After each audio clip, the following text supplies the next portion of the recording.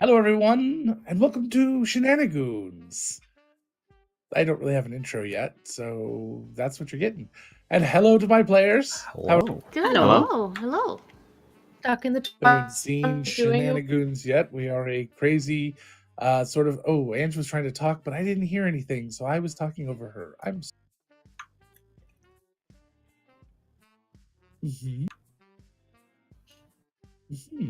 Got it.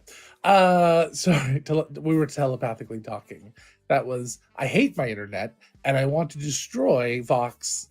Cox. Is it Vox? Cox. Oh, sorry. How did I forget? The cable or the internet company that will stick it to you. All right.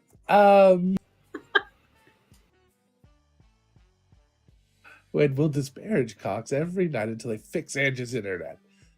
Careful, we're liable to have a plant in the audience. I'm sure there's one that we're liable to have a plant in the audience. Eggplant in the audience. Hello, Matthew. Hello, Autumn. Thank you guys for being here. We have, before we do anything else, we have one big favor we'd like to ask you tonight. Besides the fact that I think the music is really loud. Is it just loud for everyone? Or is it loud for everyone or just loud for me? It's a little loud. Fine for me, but I have it turned down. All right, I'm just going to turn down the source here a little bit. All right.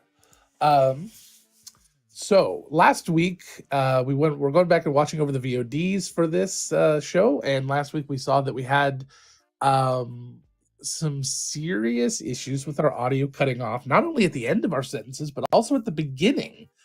So we're not sure what the heck was happening. We tracked it down a little bit and found it was on a few other shows as well. So we would like very much, if you have any issues with us cutting out at the end or the beginning of our sentences, if you could just let us know. We're going to exclude Angela from that, just because Angela's internet might make it happen a million times anyway. And we love that you've subscribed. You've tuned into Shenanigoons, and no one here was bribed. Mayhem, magic, mystery is usually the vibe. Again, we are Shenanigoons. You're awesome. You subscribed. Thank you for the subscription. And Mike, you do that on purpose. That made me feel so much better. Because if you didn't see, I was dancing. I saw. We saw. Okay, good. We saw, yeah. I can never be sure. So if you have any issues with us cutting off the end of our sentences, please let us know. At the beginning, like you don't hear the beginning of our sentences, please let us know. We're going to work on some mic etiquette tonight to see if that was the issue, but we're pretty sure it's not because it was affecting a lot of people. And we were having some sync issues anyway. It was clogged, and so we had to get a plunger. We got it unclogged, and now our sync issues hopefully will be fixed. But if you have any kind of audio issues, please just let us know. We're going to work really hard to get those fixed.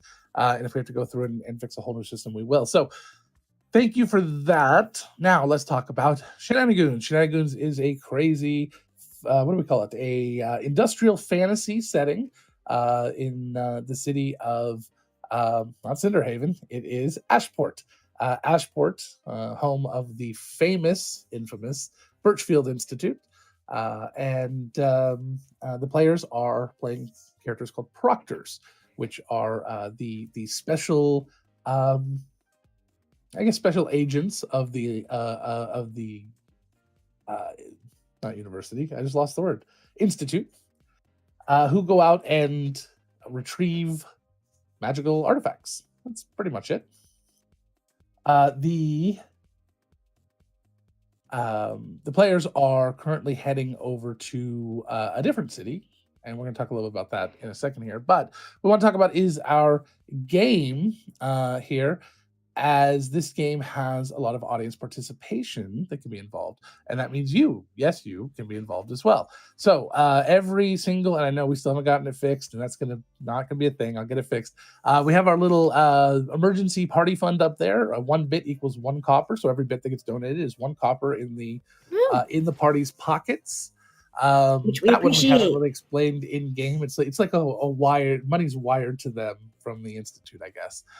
And then we have down to the bottom, your right, stage left, is the tip the scales little graphic down there. And that's going to tell you all about the 4 different ways you can donate to affect the stream. You can donate $10 to gift a reroll to a player.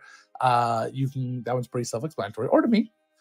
You can spend 15 to roll the wheel of causality, and it will spin, telling us the lesson that the characters will learn. That didn't work. It doesn't rhyme. I got to work on that, and not be copyright breaching. There's a lot of fun things on there. It's kind of like a wild magic surge, and I hope I just didn't turn off the thing by hitting a button. Hold on. Are we still live? We're still live. Good. Yeah, we're still live. Yay, we're still live. It didn't break it. So there's a lot of good stuff on there, and then you have to choose an NPC with the wheel of causality, or excuse me, a PC, not just an NPC, PC or NPC. $25 lets you introduce an NPC. You give a name, race, and maybe a real brief description of what they're doing there, and we will desperately try to look up and see it fast enough to get it all introduced. I'm working on finding a bot that'll put it all into the chat for us. That'll help out a lot.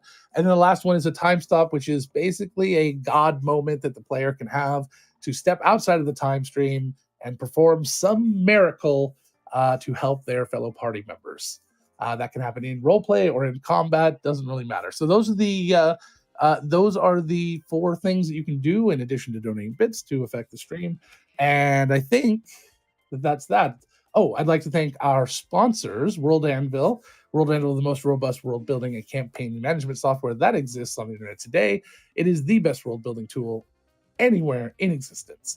You can go to worldanvil.com to sign up to try it out with a free account. And then when you're ready to become a pro, you can step up and get a guild membership and get all the benefits that are involved with that, including being able to vote on new options, getting a lot of customization options, and maybe even hearing about new products sooner than other people do. So that is good. Next, they're writing music, and I love them. Next is, it's not working, huh? Next is the Die Hard Dice.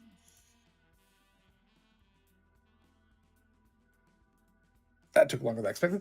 You go to, shinies. You can go to dieharddice.com to check out all the amazing dice and dice rolling trays, including the new Scroll of Rolling, which is a leather rolled dice tray that includes a little pocket to hold your dice. You just unroll it, unzip it, and roll the dice in your own little leather dice tray right there. I guess it's more of a leather dice pad. It doesn't have edges, so maybe it's a leather pad. And they did come out with a new colorway today, too. I was going to say, they came out with some new colorways, and they are fully released, so you can go on to dieharddice.com, pick up those. I do no word yet if they'll hold a dire D20 yet, but I know they do hold a complete set of 11, the full RPG set. From Die Hard Dice, and you can go see all the awesome videos and things over there on dieharddice.com. If you want to pick one up for yourself, use the coupon code use the coupon code Goonies for 15% off your order. You know, I really need to do that because I've got Callie dice for Countless Heroes, but I do not have Bonnie dice, so I need to remedy that. Good. So no, there's purple red set. I'm there now. You're in trouble. Everybody in the world needs more dice except for you. I've seen it. When you get into to quadruple digit dice numbers, I think you've had no. All right, fine. You hit 5 digits, though, you're done. Every bit you donate is another dice Tessa's allowed to have in her house. Well, you got a lot to make up for then. Oh, I meant additional to what she already has. They have meeples. They do have meeples. They just That's came out with metal new category meeple. for her to collect. Yeah, that's brand new category for them. They are adorable and amazing and wonderful. Oh, okay. No, I said a whole new category for Tessa to collect. Oh, yeah, good God. That No, would that's be our my friend Jill. Jill and Tim, they collect meeples. As a matter of fact, I made them 6 or 7 inch wood Star Trek meeples of themselves for their. It was very, very. They were cool. adorable. Very cute. So, and then lastly, go to nerdsmith.org to see the amazing shows that exist over there, as we are very proud to be a part of that network. And which show we're supposed to be promoting this week? Us. Us. Us. And then you can go check out Shenanigoons in the content page. Oh, So without yeah. further ado, why don't we get things.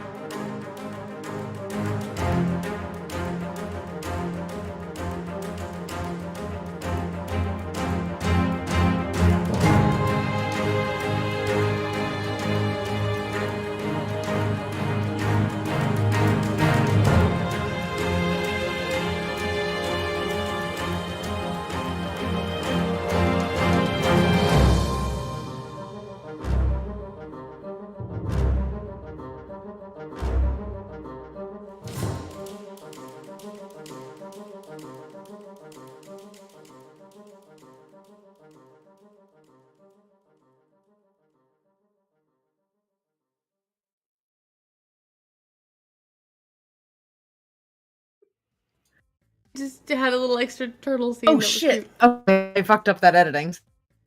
There's a turtle alright. later. Damn. And we're back.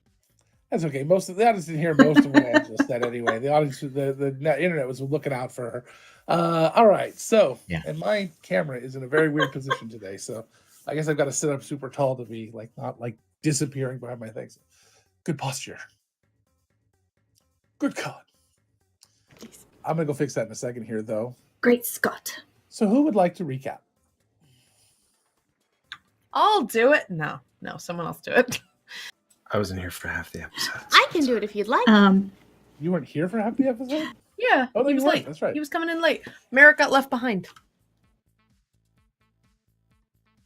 The educational Merrick platform got left of behind. Ashport is not anything to write home about. Who's helping Brindlehoff? Exactly. So we arrived in Alaris, and Natalie was the one who was holding the sign that said Birchfield Proctors, and she brought us to the palace where we were told Susan the Lesser was. And unbeknownst to us, the palace is more like a nightclub rather than an actual palace.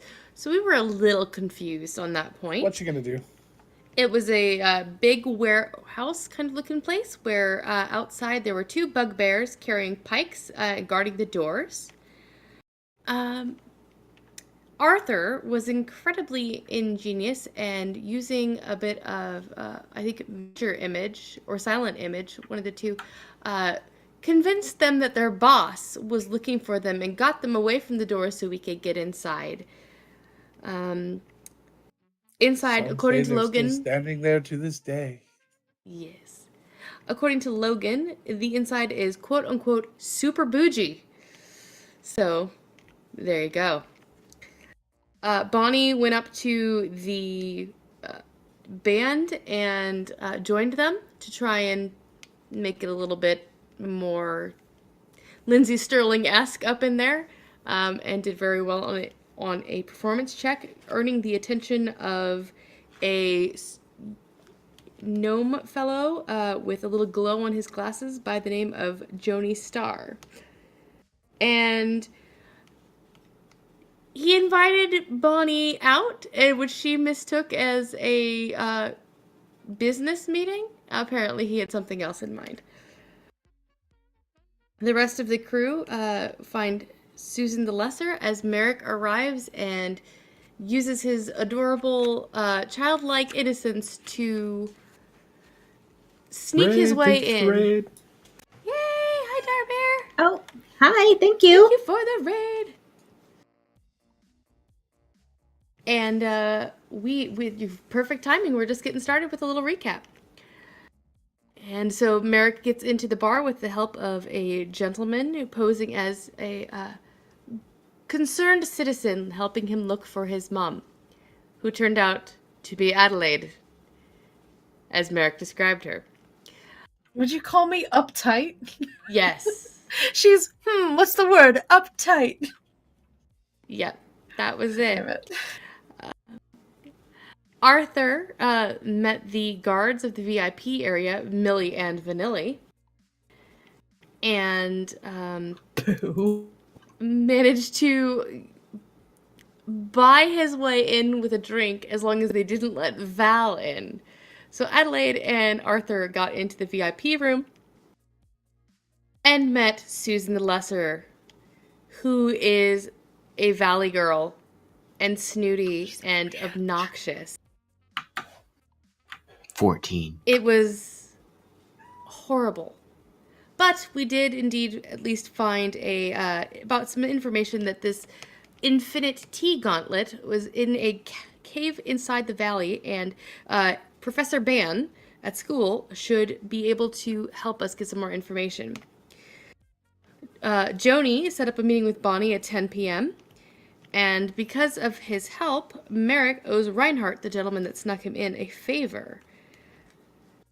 We learned that Susan the Lesser studies transmutation and also collects rare artifacts, especially tea artifacts. Sorry, that was Professor Brucer Ban, or Ban Brucer. I wrote it down wrong. Ban Brewster. Ban Brucer. We meet with Professor Brucer and discover that the cave is inside the local valley, which it was a valley of giants in the past, and it was being explored by a caravan who disappeared that had the gauntlet. Rumor is a large green troll-like creature that you can hear laughing haunts the valley. We end up going to an inn, and we learn that Bonnie heads off to her conference, as she was calling it, with Joni, where she meets his duo drone Tuesday, and asking him a few more questions, does learn that we should speak to Francis, who keeps his eyes on the valley. Bonnie makes her way back to the inn to find Merrick, who is waiting up for her in a state of very, very drunken stupidness, where some awkward flirtation is had before Bonnie takes him up to bed to make sure he gets some sleep and nothing untoward happens. She sleeps on the floor. Though during the night, I guess mice come and have a little picnic party on his feet for some strange reason. No, not a picnic party. It was a table. It was an and altar. They were worshiping. Was it an altar? They cut his hair. They took left it off I didn't of his realize it hair. was They an took his altar. hair. Yep. What? I misunderstood that. They left offerings at a little altar and took your hair. Yeah, I got that. I were their misunderstood king. that. You were their god. Oh, so, okay. I'm gonna put God complex down on Merrick's character sheet now. As we are trying to figure out what to do for the day and to find Francis, a woman comes running into the inn, hysterical. A large green giant troll has attacked Del Monte's farm, and that is where we left. All right. So there you are in the bar. You've had breakfast, I believe, and you guys are ready for the day. What would you guys like to do? You had a couple of different options. Guys, there's no carriage here. Well, we can walk. We have feet. Yeah, we'll manage. But so we're going after this really jolly green giant thing over there, right? Oh, we may as well try and find Francis while we're over there, since he keeps his eyes on the valley. Maybe he'll be able to point us in the direction of the cave. And two birds, one stone. Perfect. Sounds good. All right. Which way to... Bonnie's going to turn to the bartender. Which way to Del Monte's farm? It's yeah. Excellent. Forgot all about it. The bartender will direct you towards the farm. Perfect. We could always just ask the carriage driver if there was a carriage. Arthur, didn't you go like dungeon crawling with your parents as archaeologists? You should be used to walking, right? Hmm. It's not like there's gonna be a carriage taking you through the middle of a fucking pyramid. Yes, but I'm also not finding artifacts up here on the street either. So it's less fun. All right, that I won't disagree with. But not the company. You guys are the cat's meow. Alrighty. All right, so we head to Del Monte Farm. Yep. All of this hurts me so much. I am That's delighted. where Francis is. We know that Francis is at the edge of town, so hopefully he'll be in that area. And that we know that's where the troll just attacked, so maybe we'll get both clues. Hey, it's worth a shot. Alrighty. All right. Adelaide's being awfully quiet with this It's walk, but early, and I haven't had Yeah. enough coffee yet. yeah, understandable. That's fair. She didn't You- sleep very well either. She insisted on sleeping on some uncomfortable chairs. Why? Do you try to do I don't know. the suspended bridge between the two chairs, where your top's on one half and your bottom's on the other half? It doesn't work too well. I offered her the bed. I don't know. I think our cleric needs to have more comfortable sleep. Is that a crime? No, but we're also well off enough that we could afford another room so everyone could have a bed if we need it. Or we could string up a hammock. Sure. That sounds wonderful. I have a tent. After. I think I can handle the room, but thank you. I don't know where it is, but How did you lose a tent? it's in my pack somewhere. I just never know where it is in there. I was gonna say he pitched it somewhere and left it behind. Camping. It's intense. Jeez. Bonnie just strolls off towards the thing, just kind of whistling. Someone's in a good mood. Not sure why she slept on the floor. Well, that's none of my business. Not really any of mine either. I was drunk as a skunk. Merrick, she did put you to bed, so And I respect her heartily for doing. I owe her tea I'm just looking. or crumpets. We'll have plenty of both Oh, when we get the gauntlet. What is your preferred topping for a crumpet? Is it jam or is it butter or powdered Can sugar? someone explain to me what a crumpet is? I've heard people use the It's like an term. English muffin but moist.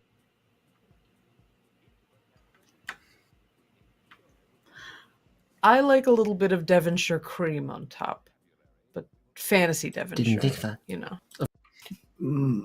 my preferred topping is gratin. What?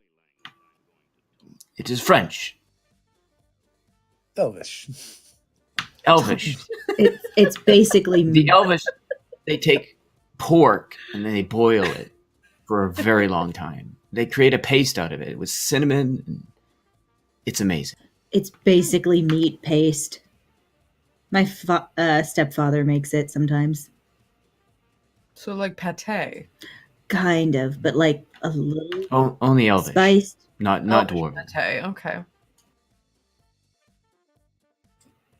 How far is this farm? It's a while, Arthur. We have to fill time. We're in the middle of town. We have to walk to the I'm sure farm. there's a coffee shop on the way. Personally, I am a fan of Sure. clotted cream and raspberry jam. Ooh, very nice. Fine taste, Bobby. In most things. It's like a biscuit, right? So I guess butter. Butter is also tasty in a pinch. Oh, and Pinch of occasionally what? marmalade. You all are making me hungry. Decaffeinated, hangry Adelaide is not good. Val hands you a ration. Thank you.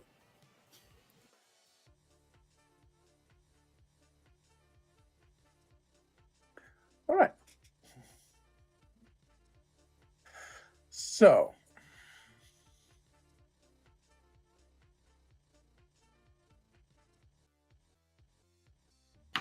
as you are walking along towards this the edge of town where the valley is, where it extends down in between the two mountains, you walk past a shop. The shop sells what? What does it sell? Not food. What does it sell that's not food?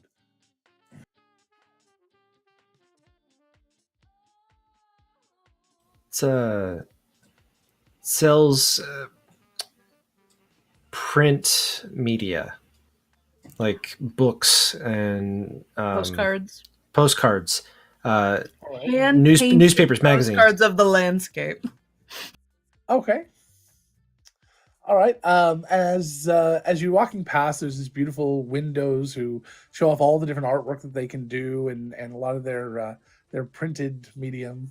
And inside, you see a woman doing a very strange sort of dance. Both her arms are kind of out, and she's like stomping her feet back and forth, and her head's kind of flailing a bit. She's just kind of moving around the floor a bit. Must be a dance studio. What is going on? I don't know. Val's gonna pop her head in. Is everyone okay in here? So you hear this dwarven woman sort of screaming a little bit as you just like angrily yelling at something, and as you kind of move your head around the corner to look at what they're looking at, you see them trying in vain to stomp on several little tiny flying creatures that are buzzing around on the floor.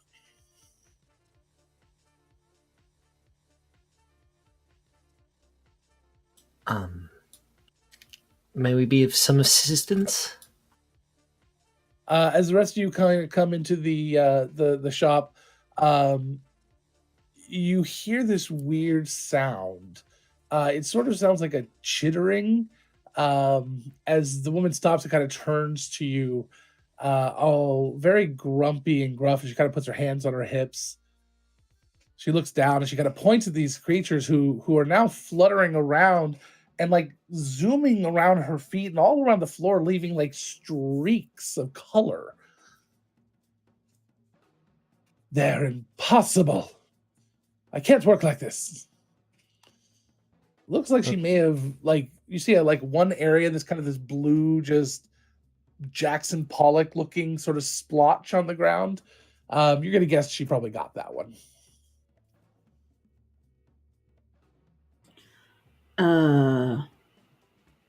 What exactly seems to be the problem? They're always coming in here every week. On a schedule, or are they just randomly? Oh, let me check my diary. Well, I don't know. I don't know what day it is. It could be the same day every week, or it could be a different. How about they come here often and are ridiculous? That's all right. That Just yes. causing She havoc? like goes over and starts like stomping, trying to stomp on them some more. Just causing havoc or just being in your way? Oh. All of the above. What are they exactly? They're painted pixies. Is that They something get in I've my ever paints heard and of? get them everywhere. Give me a history check. History check. Okay. Do they purchase anything? Thank you, 12-sided guy. They don't have any money. They're pixies. 12. Oh, guys, hey, I just found a gold on the ground. I'll put it in the party fund. They could pay you with sticks. They have those in abundance. This one says 12-sided guy on it. I don't know what that Ah. means. Huh, thanks. That was a 12, Logan. For a history check. Yeah, I know. I gave you all the information you got. No, you don't really. You've never heard of anything like that. You really have never heard of anything. Thinking even through the arcane arts and things, you don't think it's a typical. You don't think it's actual species of pixie. It sounds more like a colloquialism. All right. Adelaide will break off some of her ration and like try to get near one of them and offer some of her ration to it. Be careful! You don't want to bond with it. Do you keep going? What happens if you why? bond with it? You'll never get rid of them. She wants to get a closer look at one. She's not paying attention to that warning. Ooh, piece of candy. That's another gold to Bonnie find to the ground. Woo! Ooh, piece Bonnie. of candy. Ooh, piece of Bonnie, candy. you're in a shop. Are you stealing from her? No, I'm out. It's in the dirt She's like, right "Just-" outside. She opens. That's a take a gold, leave a gold jar. Bonnie. Pirate. I'm Thank chaotic good. you, I only my follow half the son, for rules. that. I'm true call neutral. I back. only follow half the rules. I only do the take part.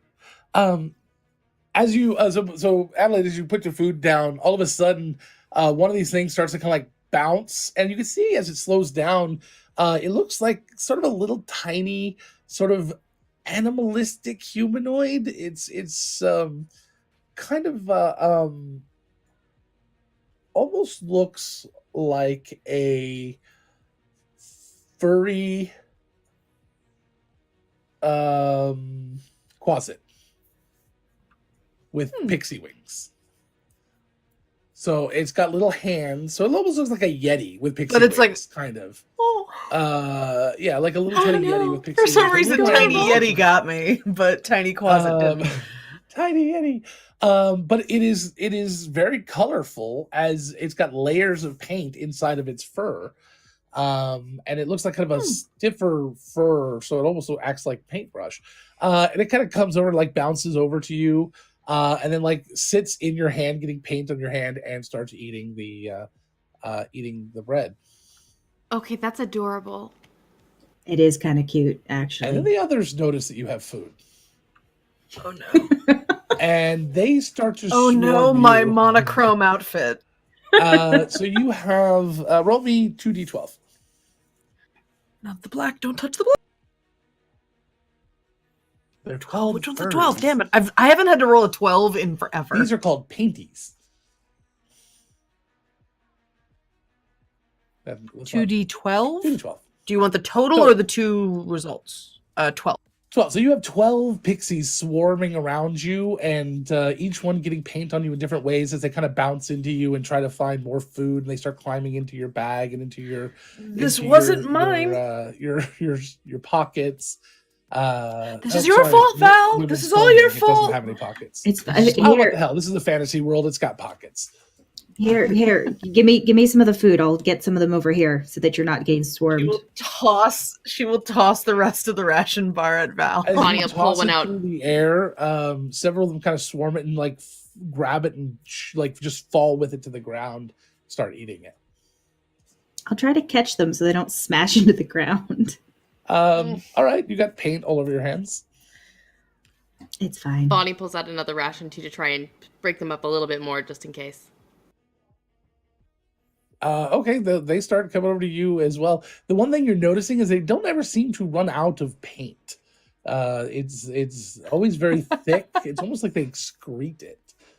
Why would you do this in this campaign, Logan? And, I didn't have a pet in the other campaign. This could have been my pet. there's your epilogue, Right? all right?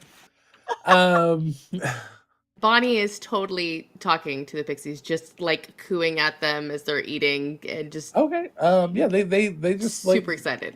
They do not leave you alone. But at this point, you now have this paint over a lot of different parts of you. They get into your, like I said, they get into your pockets. They get into anything that looks like a pocket, which means they'll go up pant legs and down shirts, into bags. At least they can't Um, access my books. Yeah, so they can go a lot of different places. I imagine that Bonnie Uh. is having issues with keeping Pixies out of her shirt, mostly, since she wears her corset everywhere. Adelaide just looks down at her proctor pin, pulls out a hanky and just wipes it off, but doesn't really deal with her outfit. Like, at least it's I'll spread out prestidigitate enough. it. Okay. I'll prestidigitate it later. It's As fine. you start to rub the paint off of the pin, you realize that the paint has like changed the color of the pin. Oh shit. So it's like So Like where the metal? it like changes, it stains the metal. oh no. So the woman goes and gets a mop and a bucket. She's looking at you guys like you're crazy as she just continues to mop up the floor. But you notice that wherever she mops, the paint kind of stays. She gets up the stickiness of it, but the color, at least a faint stained version of it, stays. Adelaide's back just stiffens and she looks down at her clothes. Like, I mentioned there's some sort of solvent that can be used to take care of that.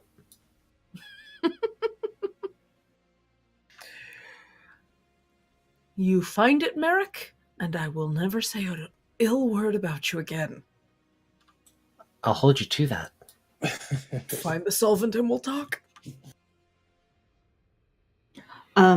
This might not be possible because I don't know how well they train or work with people, but has it occurred to you that if they secrete paint anyway, you might be able to use them to make some of your postcards?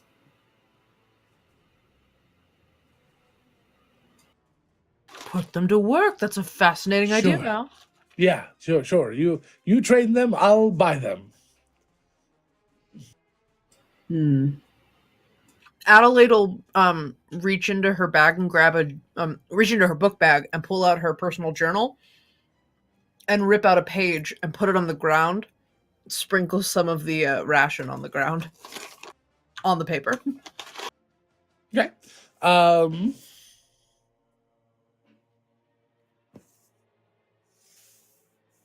You just have to paper train them. It's fine. Let's pretend I'm rolling the dice that aren't anywhere near me like they're supposed to be. Womp womp. Just pick a number. You're a DM. You can always pretend to roll the dice. No, because then doing this without any dice in my hand just feels like I'm Dang it! fucking You saw right through my ruse. So, or I'm in the Hangover, I guess. So, completely lost with this dramatic music. It's a very dramatic paint session. I understand this, Logan. Yes. I'm So delighted. you sprinkle this food out, and one of the pixies seems to abandon its search of you guys and starts to head over. She'll like sprinkle it in a and, spiral just to see if it'll. and he goes over and he like Piece of sits candy. down and like starts picking up food and kind of putting it there and leaving little footprints and things. And it's not a really great spiral because there's something to stop him from just kind of going crisscross or anything. Sure. But you know, it's I mean, you got some paint on the paper. Imagine you could use like tape or something to tape off the areas that you don't want that particular color and then peel it off afterwards to create more Oh, of a that pattern. would be nice. Yeah.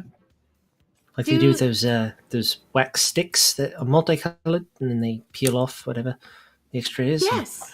So this was a woman, correct? Yes. I've been referring. Ma'am, Mm. the pixies, they come here frequently, as you said, and just sort of hang out. They loiter around your shop. Is that the case? I suppose you could call it loitering, like a rat might loiter around the food bin. Okay, so yes, they're taking whatever they can grab and get a snack of. Do you know where they're coming from? They're pixies. I don't know what their motivations are.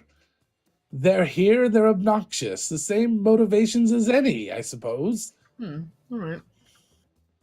You don't have to raise your hand, young lady. Sorry, this was out of character question. Logan, are pixies intelligent? Could I speak with them? That's two different questions, but okay. All right, let me rephrase.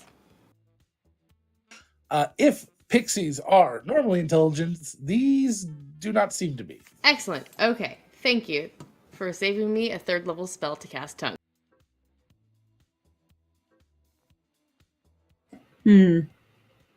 Well, they're cute, but we might be stuck with them now. Better Not you me. than me. Not me. No. I'm over here.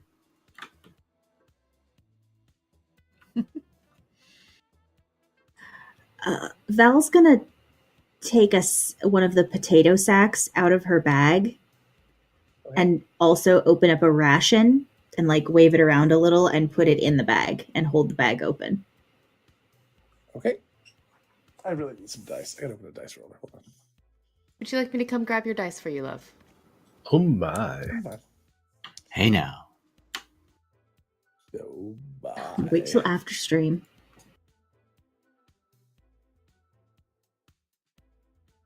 So as you sprinkle the stuff down into the bag, did I not say no on camera? No, Oh.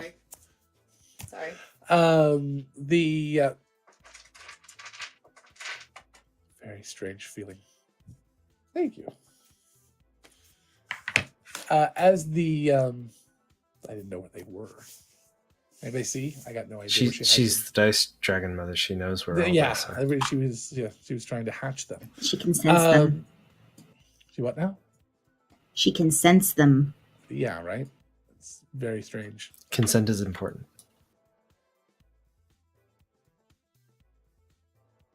Next week may be her last episode, though. I don't think you can consent as a verb. I guess you can. You can give consent. You can't consent. I guess you can't consent as a verb, but you don't consent someone. It was a bad joke.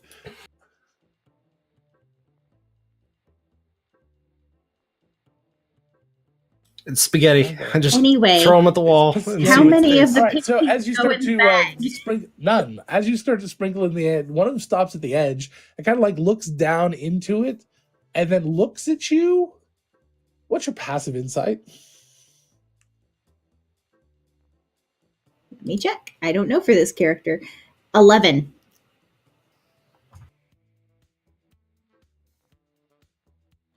Just help it along with your foot. As you, I'm not gonna you kick have it. Are you holding the bag or is the bag on the ground? I was holding it open. So it's on the ground, but she's like holding the top open. Got it. As you kind of look over it, it's like seeing the edge kind of looks into it. It looks up at you, and you swear that it like furls its brow at you, and then it flies right at your face. Give me a dexterity save.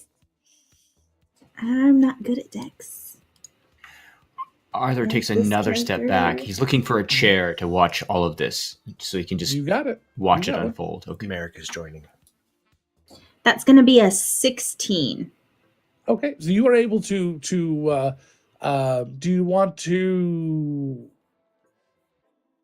Yeah, I'll just decide for you. So you kind of move out of the way enough that like it kind of flies past you and does not, as it seems, maybe of going for your eyes, to like get paint in your eyes. But it does that, and it kind of makes this weird chittering sound as all of the others start to move and dart around more rapidly. Let's roll initiative. Oh no. Okay, well, apparently they're not that stupid. Damn it, Val.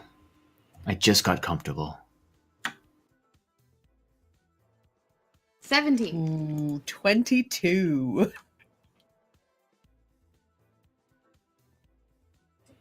17. 19.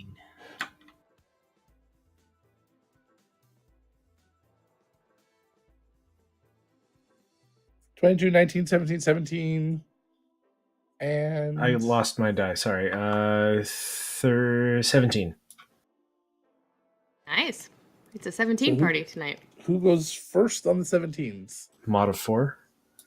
Merrick goes first. I have 3. Okay, and mine's a 2. So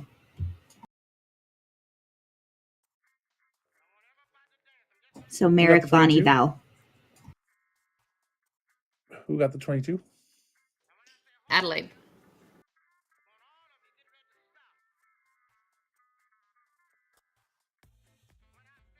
All right. Adelaide, you start us off. So these little suckers are probably. How many are we dealing with? Is it a swarm? 13. 13 of them. It's not a swarm. All right. Yet. Right. All right. Let's see. Okay, that's not actually like a group thing. So no reason to do that. All right. So I'm going to. Why not get fancy? I'm I gonna don't know take. what that sound was. I don't either. I don't know what that was. Oh, raid. Nice. Yay! Thank Well, you, we're- roll control. We're about to murder some pixies, so have fun. Painted pixies. Thank you. Raid control. I like that. Thank love you. it. They're flying awesome. tiny yetis. Kebabs and cinnamon buns. Now that is my type of food, not the junk you guys were talking about.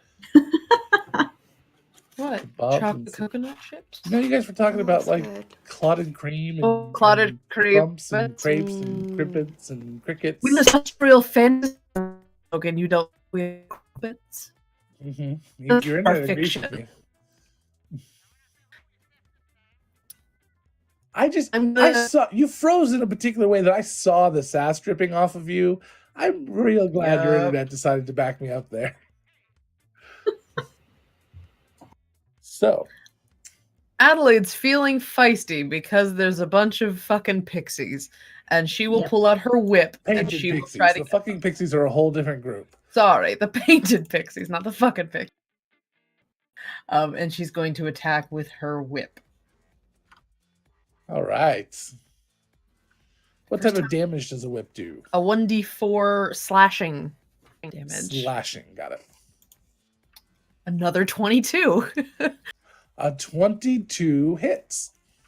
Great. That's great. This is good news, everybody. They're not boss Good news, pixies. everybody. Good news, everyone. All right, 1d4 plus 4. That is 6 damage to a pixie. All right, as you you whip the pixie in the Kyle? patootie. What? I was waiting for whip it good. Sorry, never mind. Oh, sorry. You look All like right. you were about to say. I looked like he was about to say something. He's going a whole different. He's back with fucking pixies again, I think. Maybe. And as you whip it, it just kind of and just turns to paint mist, Ooh. and just kind of paint just kind of sprays along the wall. And one And more the dwarf- attack because I have extra attack. Sorry. And she will Try to keep lash on out the again. floor. And that... She lashes out again. Okay. Um, You get 2 it's a attacks in this 19. level? I have extra attack. Wow, okay. I think I get it at You have 5th. 5 So. attacks? Guys, I found another 5 gold. That was a Another 19. 5 gold? I assume I'm slowly getting down to their AC at a 19. What? 19 does not hit. What? They're tiny. They're tiny. They are Son of a super bitch. tiny. All right, fine. You see So how she hard this misses. woman was working to kill these things earlier? Just get a net. And she will like swat something. That's it. That's just flavor. Okay. Yeah, you kind of bap one in the air, and you got like paint on your hand now. A little like silhouette of some pixie. It's just hands and arms and legs, just kind of on your palm of your hand now. Pretty perhaps. Yeah. All right. Arthur. Watching Adelaide use her whip, he doesn't want to be shown up, so he also uncoils his whip, casts Booming Blade, and attacks Oh, one of God. them as well. Oh no. He misses the first one Okay. badly. Why I did also you have- miss? Because he rolled a 3. he tried to You whip missed, it. that's my question. Like Yeah, go ahead. the attack was like he tried to be all suave and be like from the hip, all coiled up attack, From and the it seated just got position. stuck. Yeah, and I'm actually sitting on it a little bit. So Nice. I Suave and the boner. I wiggle my butt a little bit, get it unstuck, and then I roll. That is a 21 to hit. Oh, that's not a good sign. Oh no. Nope, it's Uh-oh. not. Oh. We're gonna play. Oh, She Right. ran Okay. away. Okay. I don't really have a good solution for that right now. Nothing happened. What? Prove it. Huh? you didn't see anything. Did you? I'm sorry, Mike. Did you hit with the second one? I did, yeah. I had a 21. Okay. 21 does not hit. 22 last 22 time. was their AC. Well, fine. I didn't hit. That was All right. really close, though. It was very close. Like the you hit right next to it, and the pixie like went tumbling through the air, like with a little Gertie paint flying off in a spiral. I think to myself how wonderful it's going to be when I gain determination. Sounds like we And I set sit up back a in my house rule chair. This game yet? Actually, was that house rule before? I don't remember the podcast much. I I It's- think so. was in a stupor during that time. I'll be determined whether you allow it or not. All right. It's fine. Merrick. So, noticing what's going on and just delighting in the chaos of what's happening, Merrick is going to reach into his bag and grab Swear to God, if you a do what I think you're gonna do, I'm so excited. 'cause I grab was gonna a do the same thing. small piece of candy out of his bag You and me and- both, buddy. and use his the fast hands ability to unwrap it and kind of just I'm glad I saved this one. This one tastes like chocolate and apples. Like a chocolate covered apple. I'm just going to try to get their attention with the piece of candy. Give me a deception Oh check. no. Okay.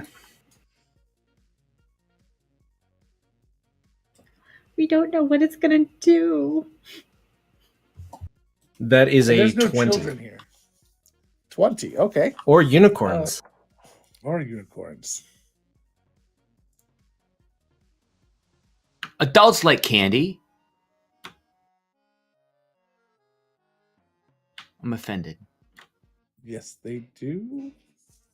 I was just saying that I wouldn't restrict any of the bad things. That was all I'm saying. All right, so it's you got to wait for their turn at this point, but you believe that you may have enticed a couple of them to maybe make a dash for this candy. Okay. If I feel comfortable in that, I will chuck the candy out the door. How do you chuck the candy out the door? Carefully. Did you hear the ... So I thought you were going for this is such a tasty, delicious piece of candy that I want it for me. And, like, you were trying to pretend to eat it, and that you wanted them to kind of zoom in because you were being like very obvious about it. So I thought if you're trying to feed it to them, they might be a little more suspicious. So I'm just curious which way you were actually trying to go with that. So No, I my original thought, and I've got to stick with it since that's what I thought was to unwrap it and just that's so good, and just try to, because I haven't made any hostile actions towards them as of yet. So I that's just true. this You know what? smells Okay, so I'm amazing, gonna and go then with the throw it. original roll because you haven't done that yet. So you might just be somebody on the sidelines trying to help out. You're right. So no hostile action. That helps a lot, actually. Okay, so yeah, exactly. So yeah, you chuck it, and like the two of them are like turning to dart out after it as you turn and throw it. Bonnie. Bonnie had the same idea as Merrick and just kind of grins at him and goes, "Oh, great minds!" and pulls one of the pieces of her saltwater taffy out of her pocket, and who also has not made any hostile actions, and unwraps it and kind of shows the pixie that she's been feeding in her hand, and then just kind of tosses it towards the door as well, and out hopefully as well. Okay. All right. It looks like that one's going to go as well. Maybe another one. Val? Oh, I wasn't done with my. Oh, I'm sorry, Bonnie. Go ahead. And then as a bonus action, I'm going to inspire Val. There once was a cleric named Val, who was absolutely everyone's pal. The pixies attacked, but her party she backed, so hopefully this boosts her morale. Nice. Good job. Hey. Very good. So, Val, you can have inspiration, and Bonnie, you can have inspiration. Hey. Okay. I like that one a lot. I'm a sucker for a limerick. I know you are. I don't have Noted. inspiration for what I was planning to do, but that is good. Actually, You're not getting inspiration every single time, though. Yeah. Okay, so I am going to cast Toll the Dead on the one that flew at my face. So I need a wisdom save. Okay. That is a... Toll the Dead, just letting you all know so you don't freak out. So after my -2, that's a 16. Damn it, you rolled really well. Okay, so that doesn't do I rolled anything. really well. Okay, and then as my bonus action, I'm going to cast a spiritual weapon. And I want to have my spiritual weapon take on the form of a giant bug net.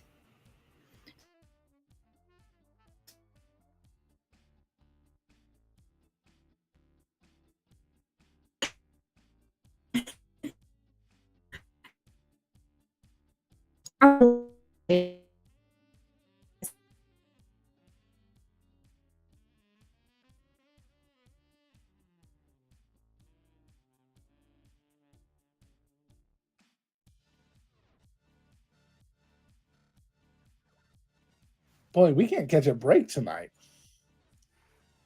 Can't catch a Better? pixie either. evidently.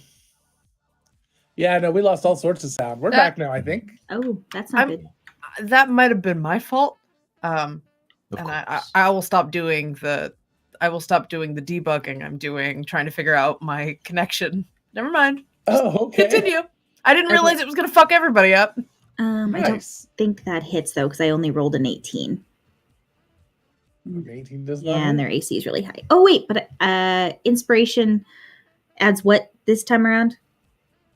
Let me double check. I think a D6. I think It's it's a D6. D8. Oh, it's a D8 right now. Okay, I'm gonna do that Ooh.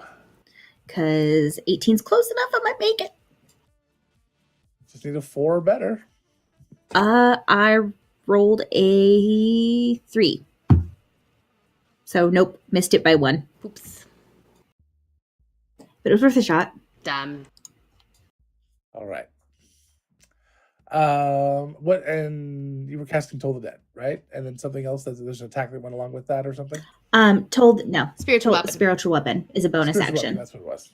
So as it kind of swipes past the creature, like just kind of just whoosh right out of the way, right as his neck comes down. Then it is my turn.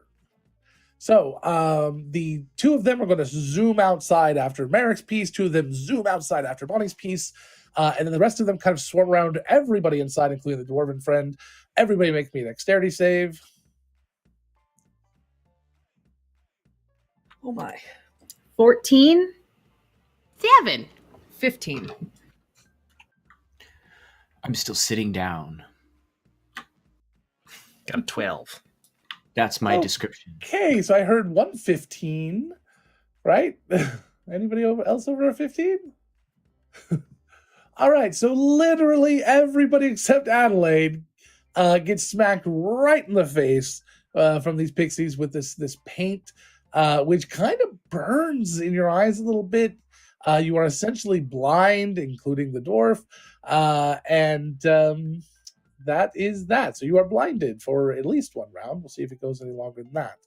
as this paint just gets in your eyes, and instead of being blinded by just Light. darkness, as your eyes are closed, as the paint gets in your eyes, the color of paint actually seems to kind of sear to your eyes, and as you close your eyes, you now see that color.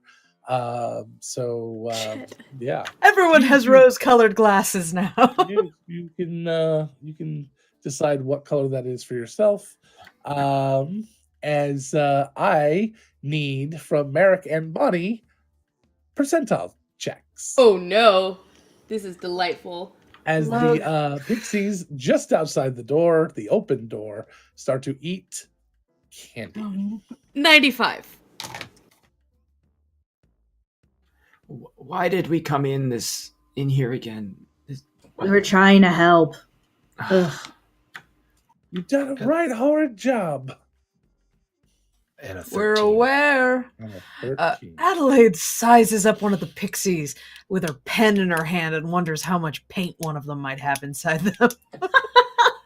Damn, Adelaide. All my friends just got blinded. I was going to say live and let live, but, we could always impale them and use them as paintbrushes. All Never right. runs out. So one of the don't need two paint. pixies that went after Merrick's piece kind of like just looks like they're kind of coming into a daze. Not exactly sure they just seem very kind of wonky. And then the other one, nothing is noticed. Nothing seems to happen as they scarf down that piece of candy. However, all creatures within 30 feet, that includes all of you, by the way, in all of them and the dwarf and several people in the neighboring shops, are all vulnerable to piercing damage for the next minute. Is this something we could know in a meta sense?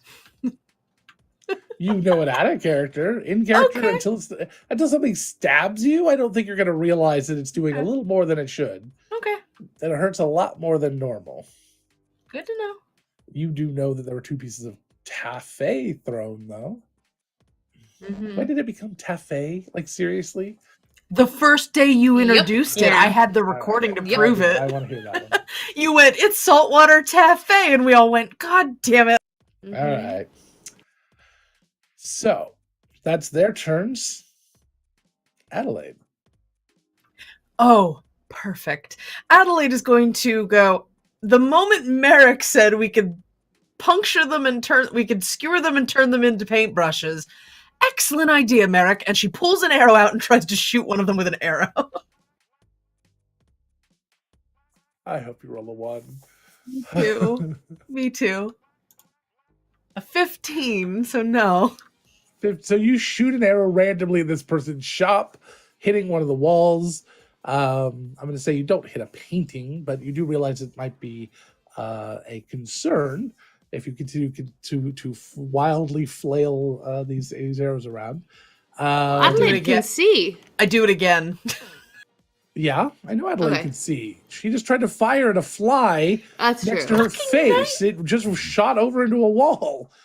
Okay, yeah, I guess it makes sense. 19, which doesn't hit. Okay, but that's still Damn it. a fairly high roll, so you don't hit anything important in the background. That's probably why you're Okay. missing, is because you're being more careful about what's behind.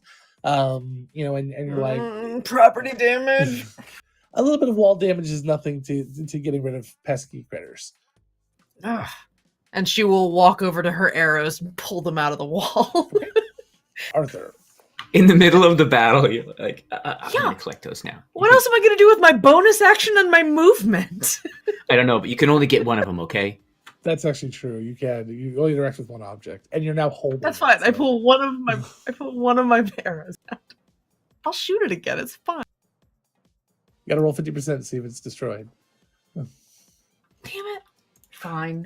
Mike, Do it. I just want to you wanna pull it in leave, the middle but of I can't. combat. I We're can't gonna- even find the door now. So you can take an action to clear your eyes and remove the paint, or you can take normal turn and being blind, and then make a roll at the end of the round.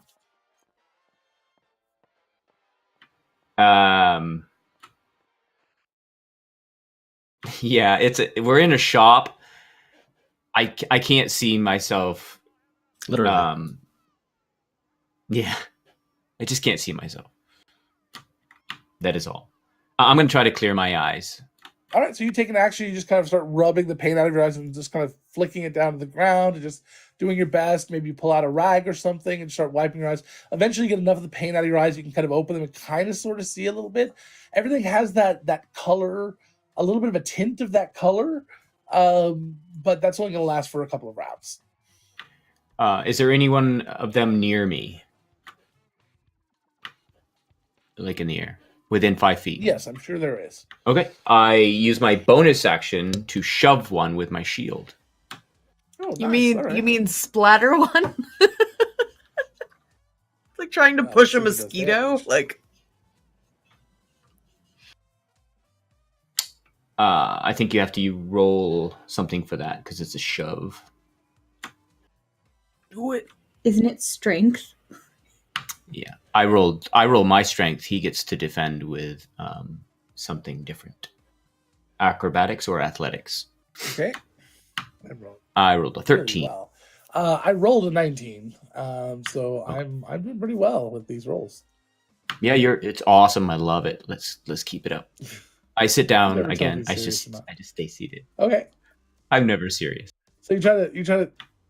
except for when I am. Yeah, okay. I'm gonna go. So you kind of swung your shield, trying to bash at it. And it just kind of almost like if you ever try to pick up a big board and hit a fly with it, it just kind of like wisps out of the way with the air currents around. And then it is Merrick's turn. Merrick is going to grab his water skin and like kind of rinse his eyes out.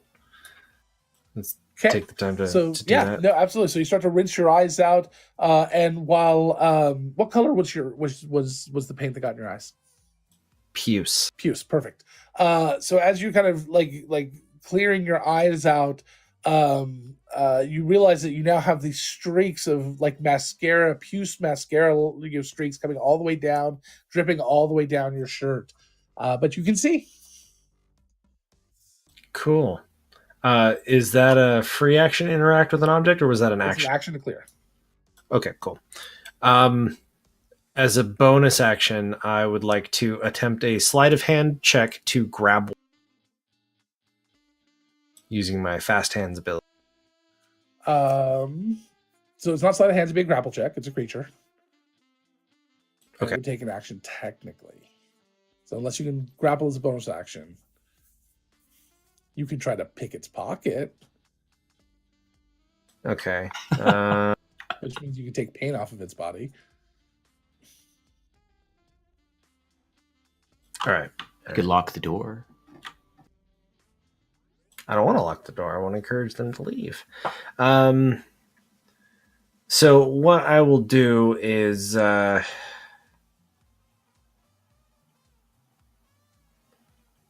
there any like blank sheets of parchment, like larger sheets of parchment? There's tons, yeah. Okay. Then Merrick will start to fold a paper fan Okay. with one of the heavier sheets of. Okay. All right. So you start working with your bonus action and your interactions. Just grab that paper and kind of like start to fold it real quick. Mhm. Sounds good. Bonnie. Okay. So Bonnie is Checking going to syllables? maybe. Bonnie is going to take an action to clear her eyes so she can see. Just one of them. You're a pirate. It's true. That's all I need. It's really W. important for dark vision. Kind of smear one off and try and clear it out as best she Okay. You clear your eyes out. And then, as a bonus action, she's going to inspire Merrick.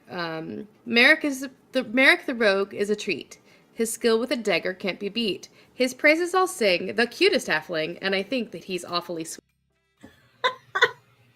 Oh, That's good. At least I was she's really hoping hoping for so. some. I was really hoping for something that included drunk as a skunk. Would have been I didn't have enough time to write the original verse that I was working on. I'm saving it for later. Oh shit. So my brain stopped working halfway through. I'm like, no, none of that works. All right. So, Merrick? No, It wouldn't be my Bonnie? turn. What else were you doing? I cleared my eyes and inspired somebody. That's action bonus action. Val. Okay.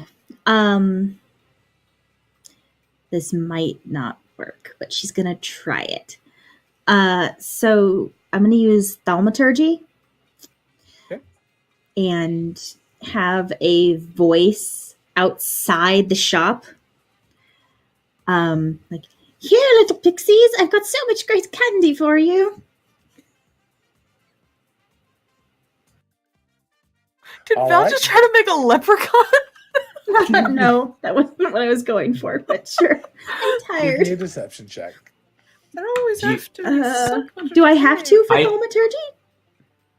It just says I can make No, sounds. you don't and have stuff. to make the sound, but you have to convince them that there's somebody outside with candy in a van.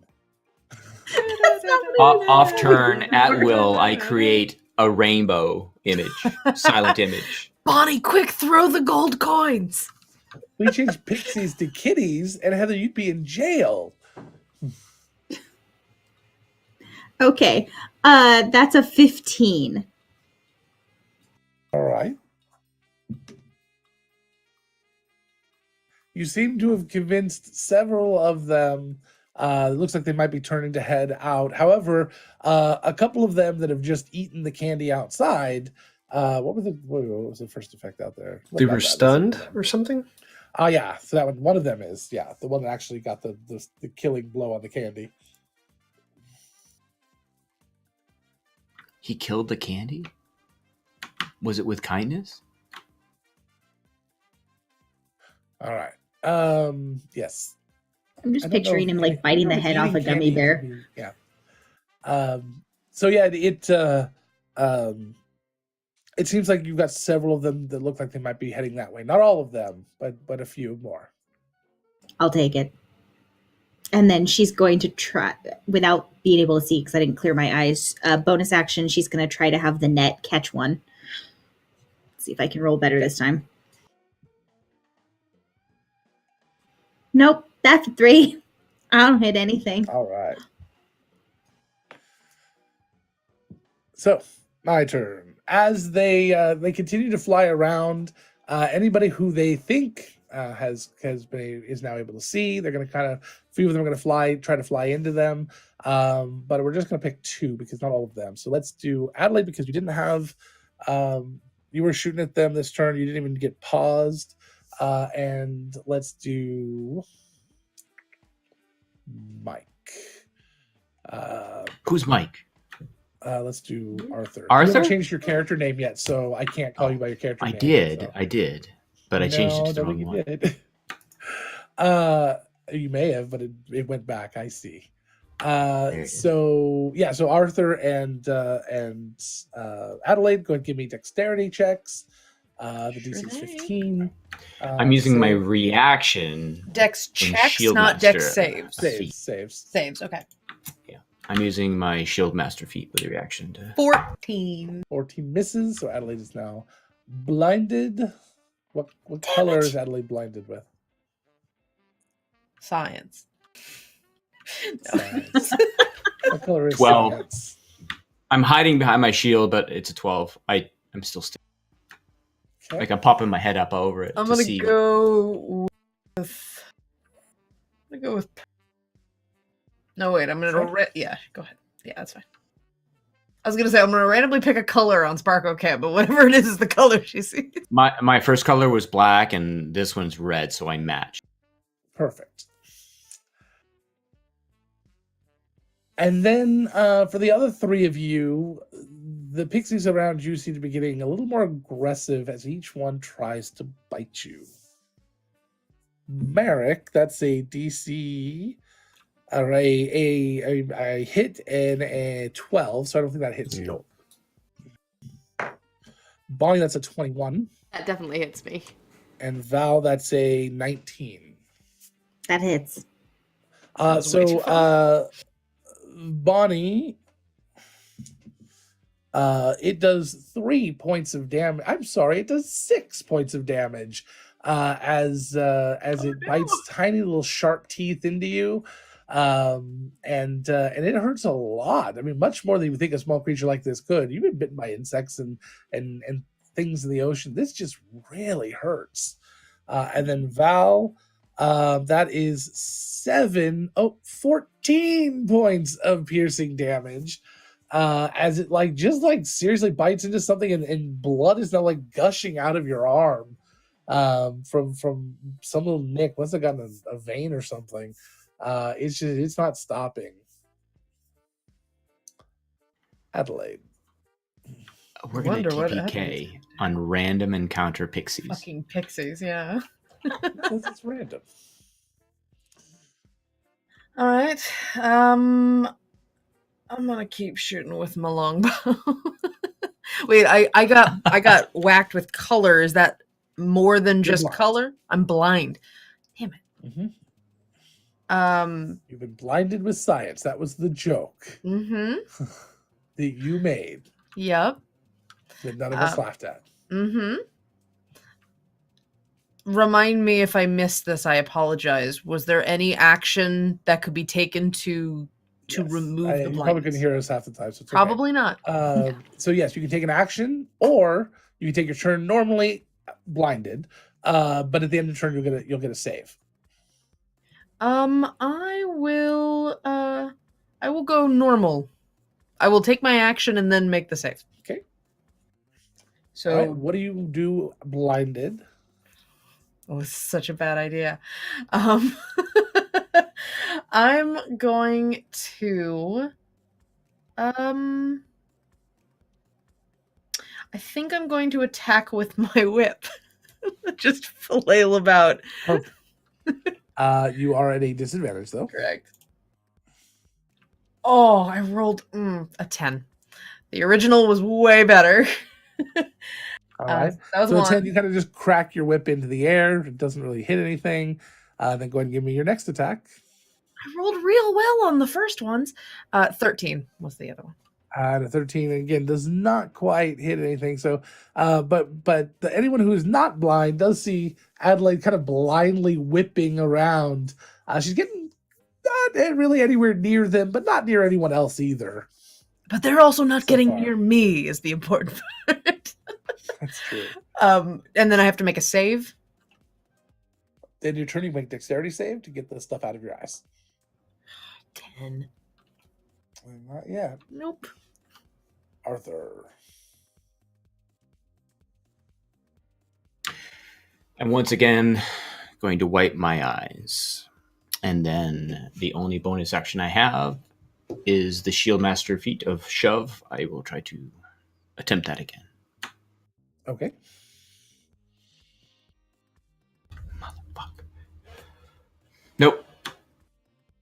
Well, you can defend it. Maybe you'll roll low. What do I have to do? You have to roll a acrobatics or athletics check. I rolled a 6. I may have succeeded. I have a total of a 9. And you succeeded. All right, so one of them is knocked prone. No damage though. No, it's a feat. So you kind of shove your shield out there and it goes, and you got this little kind of spray of pixie silhouette on your shield, and it just kind of spins around and starts doing a spiral down to the ground. Someone has advantage on that one, or Perfect. if they're blind, they have normal. If they choose that one and know to choose that one. Yeah. Merrick. I am going to choose that one. Can you see? Yes, I can. Then go for it. He knows what I can do with my shield. So I'm just going to instead of continuing with the fan since they tried to attack me, I'm just going to stab it with my short sword. All right.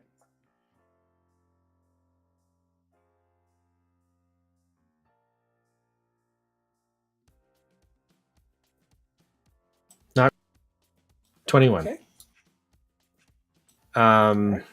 Yeah. You have you have inspiration. You have Oh, I do have inspiration. inspiration. You automatically hit. All you needed. Pretty much with inspiration and rolled an 8 on the die. So yeah. Yeah. Yeah. So I can do. Let's roll some damage. Roll that damage here.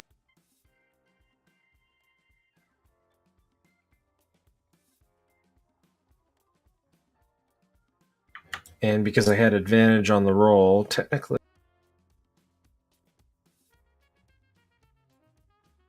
that's 14 points of damage with sneak attack. He snuck up on it. Snicker snap.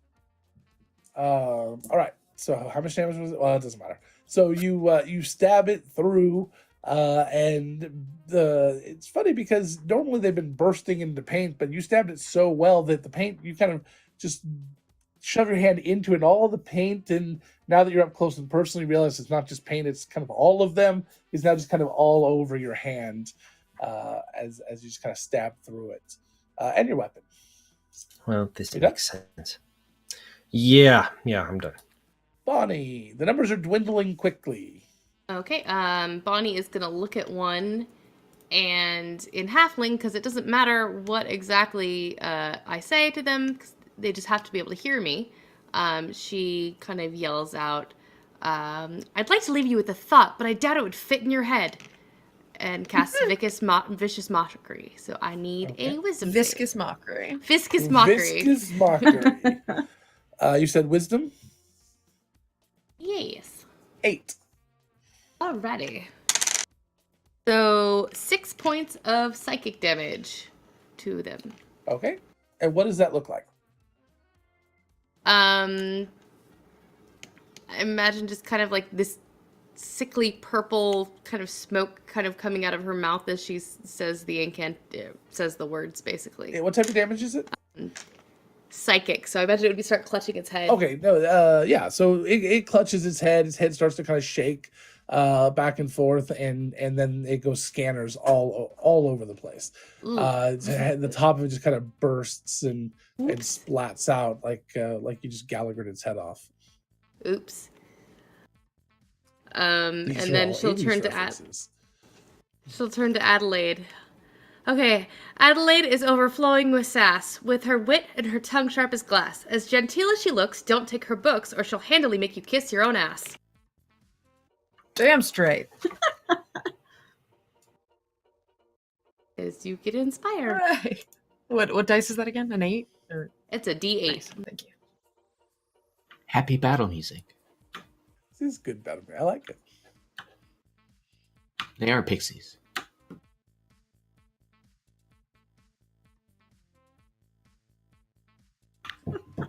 Val. Kind of grumbles under her breath. What the fuck rhymes with Arthur?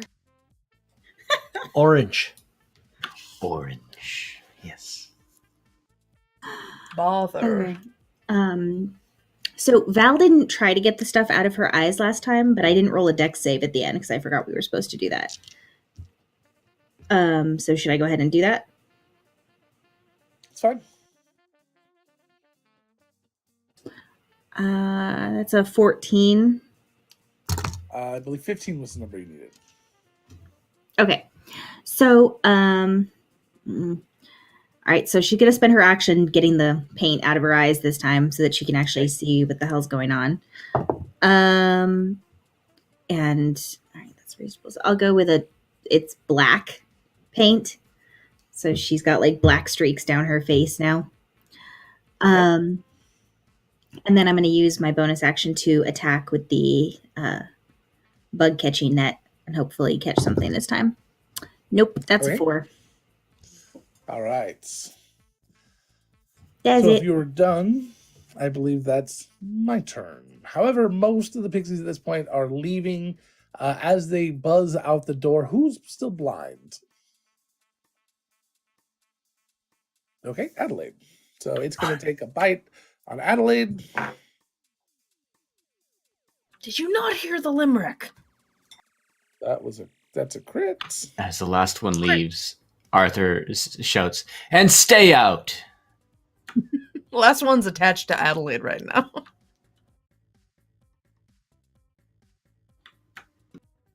Well, fuck you very much, too. 22 points of piercing damage as it like Yikes. bites you in the neck, giving you a little hickey and leaving a little red paint behind. You sure like and a little floors off. hickey? Because that really feels like half her vitality is now gone. Yeah, wait, is that's already doubled, right? That is it's not doubled. It's with max crit damage. Yeah, that is with the crit No, but damage. it's Yeah. Ow. Adelaide, Sorry. you've got red on you. aren't we still vulnerable to piercing? Oh my god. Oh no. Oh my Does that double the God. damage? It Does doubles, wait, does yeah. that double the damage? Yeah. Adelaide drops. Oh my god. I got it. Wow, It got just it. gets I got it. Oh my You know- god. no, it just finds an artery and there's just Tarantino gushes of Alright. blood everywhere. It like mosquitoes onto you and then explodes in red paint. My comment still stands. Which was what? You've got red on you You've got red on you. Yes. as she's on the floor bleeding On out. the floor, blind, bleeding Oh my out, black God. paint over the eyes, Oh my god. Purple paint over purple the paint over the eyes. Oh no. I've got it. I've got it. It's okay. Tessa, I think I need to get those Die Hard dice now. What's red and Right? purple all over Exactly. Adelaide on the ground? It's okay.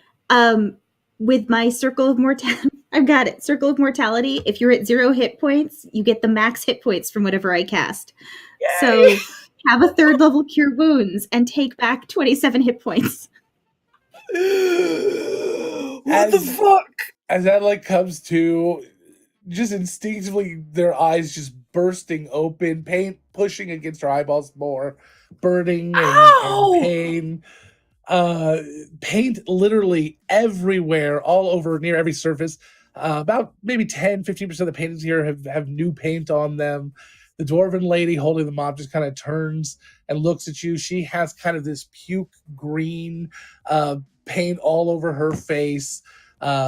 And she just kind of just stares at the 5 of you. We showed them what for. Yeah, how'd we do? I'm Oh. so sorry. Get out. Yes, ma'am. Yeah, I never wanted to be here in the first place. I help Adelaide stand up and walk her out the door. Ow! You know, if you really think about it, this is your fault for not calling an exterminator.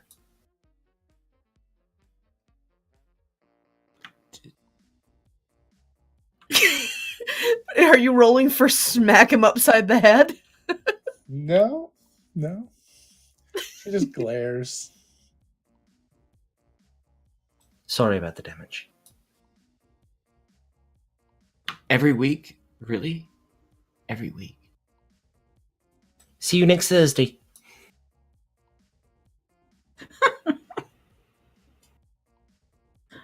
All right. That was bad. Yeah. Mm-hmm. Yeah. We should never speak of this again. Oh, If I'm if I ever already find commissioning them. a story. There's a really long list of stuff we're not supposed to speak of. ever again. Actually, Logan, how much juice is left on the floor from these pixies? Is there a dead one Adelaide could bring with her? They really kind of do pop Ugh. and Okay. turn into like goo. You can Okay. find little bits inside of the. You can goo if basically- they're- Have the one on my I sleeve. was hoping. Yeah, there several of them. Several of you guys have large chunks of it on you. Have you ever Okay, seen? Adelaide's. Have you ever seen what was that Galaxy Quest? You know, the just baloney just kind of hanging off of people. It's kind of like that. Ugh. So Adelaide very unceremoniously collects any pieces that might be hanging off people, shoves her pen into it and tries to suck up anything from inside these pixies into her fountain pen. Give me a roll me a d20. Okay. 2. As you start to like suck up the paint into Not your with my fountain mouth. pen, it's still a sucking. Never mind. I know, you made a motion like I was I- using it like a straw. I'm not trying to was putting siphon my hands gas. up so the audience could see it, as opposed Gotcha. to doing it down here by the table where it looks like I'm playing with myself. So the No one can see your hand. Go ahead. so the so you're like trying to work it on there, and you get to the point where you're like just nothing, it's not, nothing's really working. It's like you're using a straw to kind of like suck up a milkshake. Trying to juice an orange with a straw. Is what you're saying. Yeah, basically. And actually, I've done that. It's really good. You get to a point though when you realize that you've kind of gunked up your pen, and until you have it taken apart and cleaned, it's not going to work. You ruin everything. You ruined that one. We ruin everything. She drops the pixie corpses.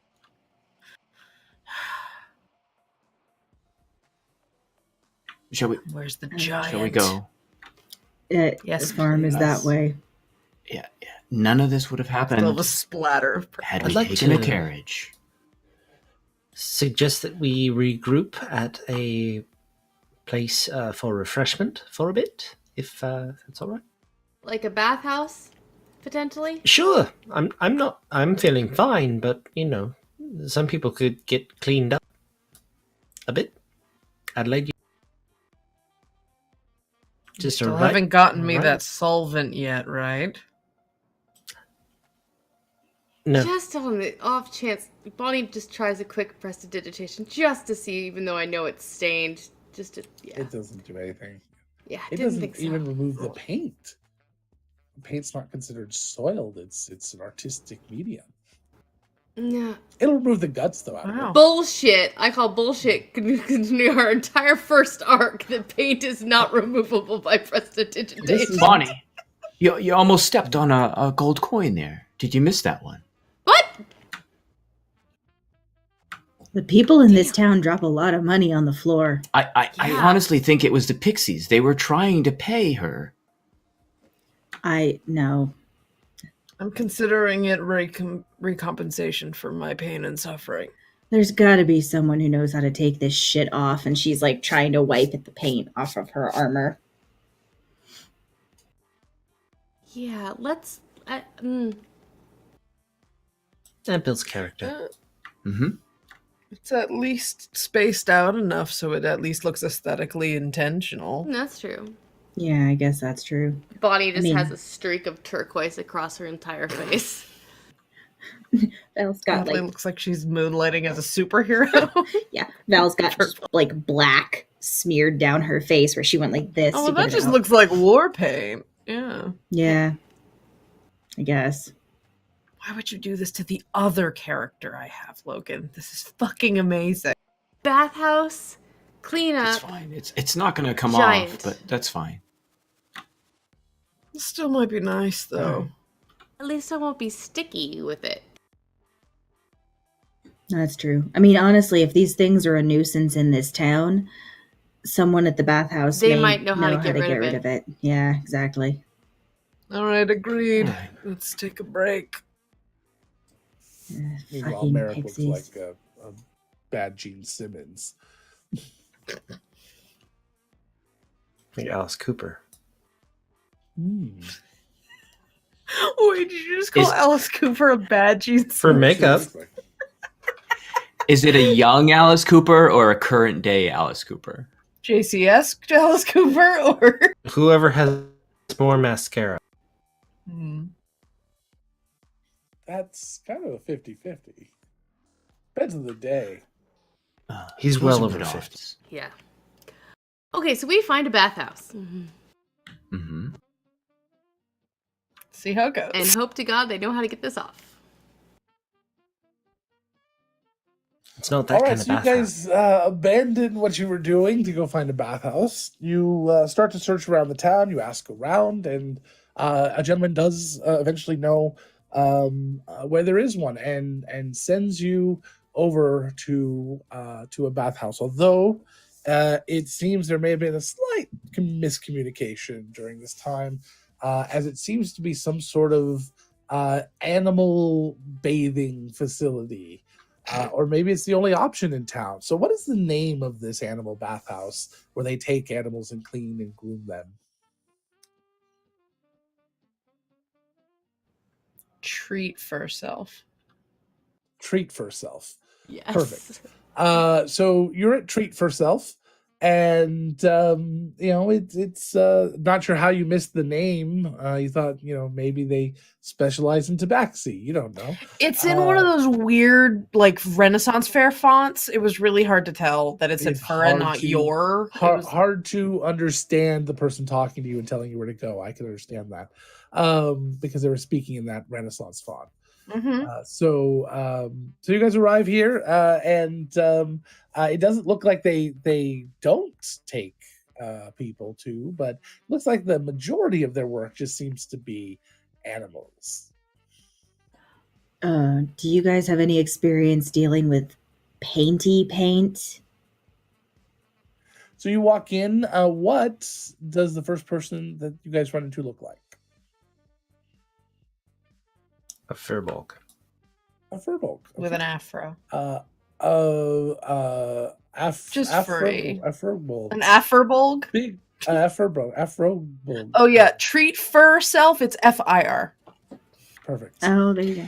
They're also And her so name is Bobby they're Ross. also Bobby Ross. Bobby. Her name's Perfect. Bobby. they're also Ross. covered in paint, just like us.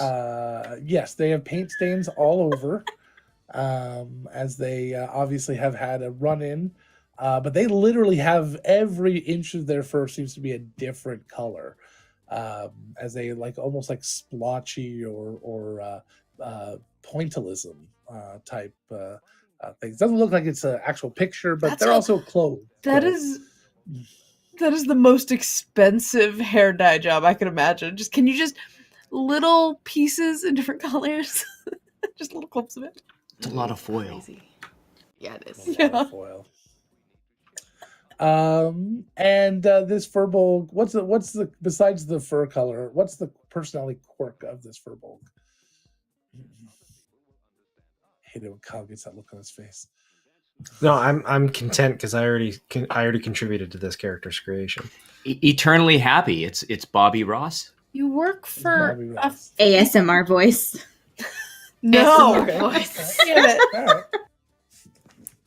Oh, A- he scoots up and he ASMR. scoots up. Oh man. Delighted by this.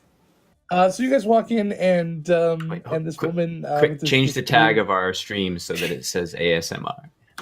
with this big puffy kind of curly hair with all these different colors. Looks like some sort of strange clown wig almost, but it's natural, and Loose curls.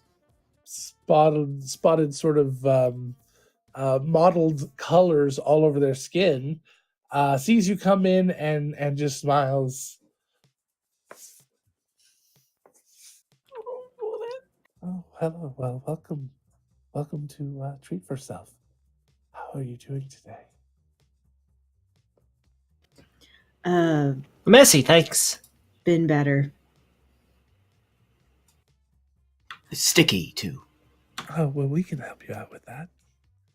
Oh, excellent. You just come right this way, and we'd be glad to get that paint right off of you.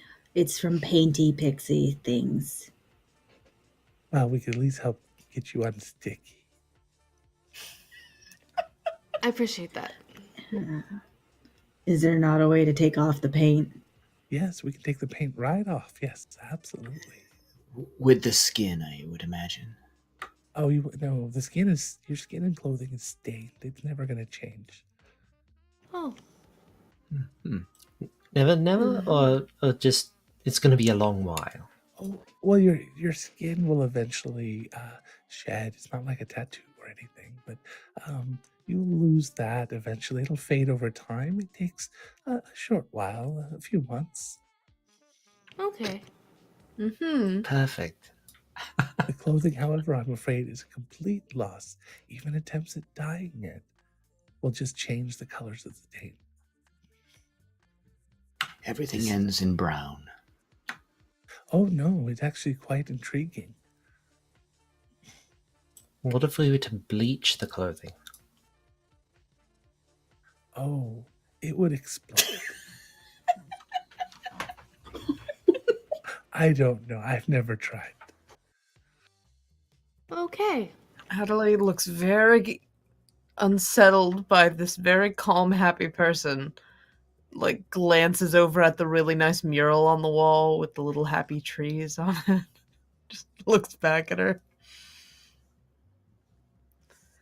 Yes, I am a painter. Was it that Really? obvious? Hmm. Yes. I love your work. Thank you.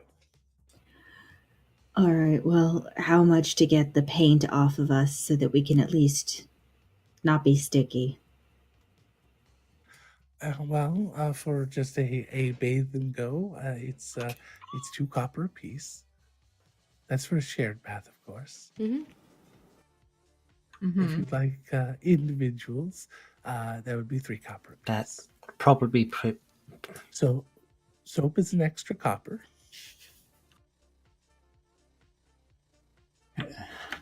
Okay. Oh, is this gold yours? She pulls a piece of gold off the ground. I think one of you dropped this. yes. Thank you. Yeah, we did. You Thank are. you so much. Really have to fix the hole in your coin It's- purse, Bonnie. It's everywhere. It happened the first day I arrived in town. I had a whole bunch go missing all at once, and I just haven't been able to figure out what happened. You gave me a bunch. I've re-sewed it 3 times. Adelaide will put down 4 copper for the soap and the separate bath, please. Same. Sorts it through all the platinum in her bag. How much for the water? Oh, the water's included. Oh, It's even is it warm? Oh yes, unlike my house. Yes. You picked up what I was putting down, just like that I gold. did. Yes. Thank you Mhm. for reminding me about the horrible things happening in my real life while I'm playing a fantasy game. The voice makes it so much better. It does. It does, doesn't it? Val puts So 4 copper down. okay, so she takes you back into a room that has it's a large kind of circular room. It's got some nice mood lighting, several paintings up, and inside are 5 very large baths in a circle.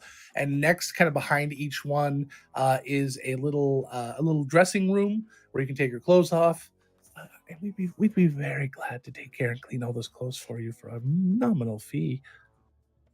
Or you can bathe them and you put them in the bath with you.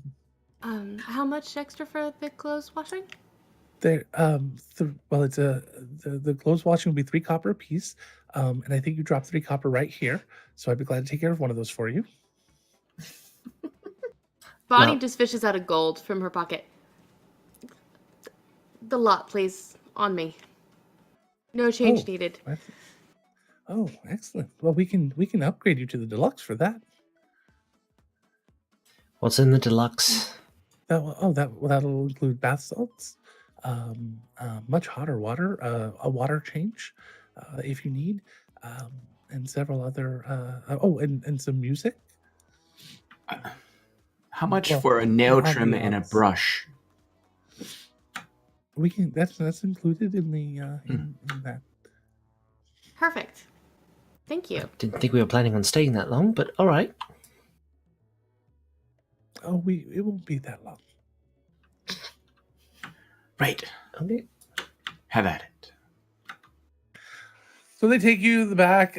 So the problem that you're seeing though is that the baths are all kind of still facing each other, and there's no curtains around them. So you still got to kind of wear like some sort of robe or something to get into the baths together. Bonnie gives no I shits. validate- Arthur gives no There. shits either. Val is used to barracks. She doesn't give a shit either. She just starts taking off her Adelaide- armor. Adelaide works very quickly. Once you're in the tub, it's fine, but you can't really see. But while you're trying to get into the tub, it's kind of awkward. Merrick makes no efforts to hide himself, but he does cover his eyes so that he doesn't see any of his teammates. So he doesn't see himself. No, so he doesn't see you guys. I know. Bonnie does not care. She's like, whatever. Yeah. Val doesn't Bath. like look at any of you, but she's also like, whatever. It's like a barracks shower situation, and I don't care. So once you guys are in, they come around with this little tray of different salts and ask you what kind of scents you would like in your tub. What scents do you guys choose? If they have it, Bonnie will choose jasmine. Don't tell Chelsea, by the way. That we managed to successfully You're get to having a spa. bath day. She'll kill me. I was really curious if we were going to have a successful attempt at a spa day. Well, We've had lots of successful attempts. We made it to the spa, though, this time. Like, a spa has begun. Mm-hmm. All right. So yeah, what scents do you guys choose? Jasmine. Ooh. Probably some kind of like sandalwood type of smell or something woodsy. She's not going to want anything girly. Okay. Birthday cake. Oh, nice. That's a good one. He wants to smell like a sweet treat for Bonnie. He goes for the bubblegum scent. Oh, bubblegum Pradley? No, hold on. Oh. Like a white hibiscus scent. Something fancy. Merrick's mumbling. He's one. Arthur is mumbling to himself. I wonder what the scent of Lyra's perfume is. But, I was gonna say, Do you have something that smells like manicotti? something that smells like food. Perfect. Garlic salt. Garlic, just Garlic put garlic salt in it. Garlic salt or tomatoes. So they like, well, to get rid of skunk smell, we can get a. We have peanut butter Yeah. flavor for the dogs. So I'll go ahead and leave you to it. We'll be back in about 10 minutes to check on you. In the meantime, enjoy the ambiance. And you guys kind of sit and start to relax. And then you start to hear. Oh, I got. God. I'm sitting on a. I sat on a copper. Is she near our ear or something? My ASMR experience in the bath. I toss the copper over to Bonnie. Enjoy the happy little sounds.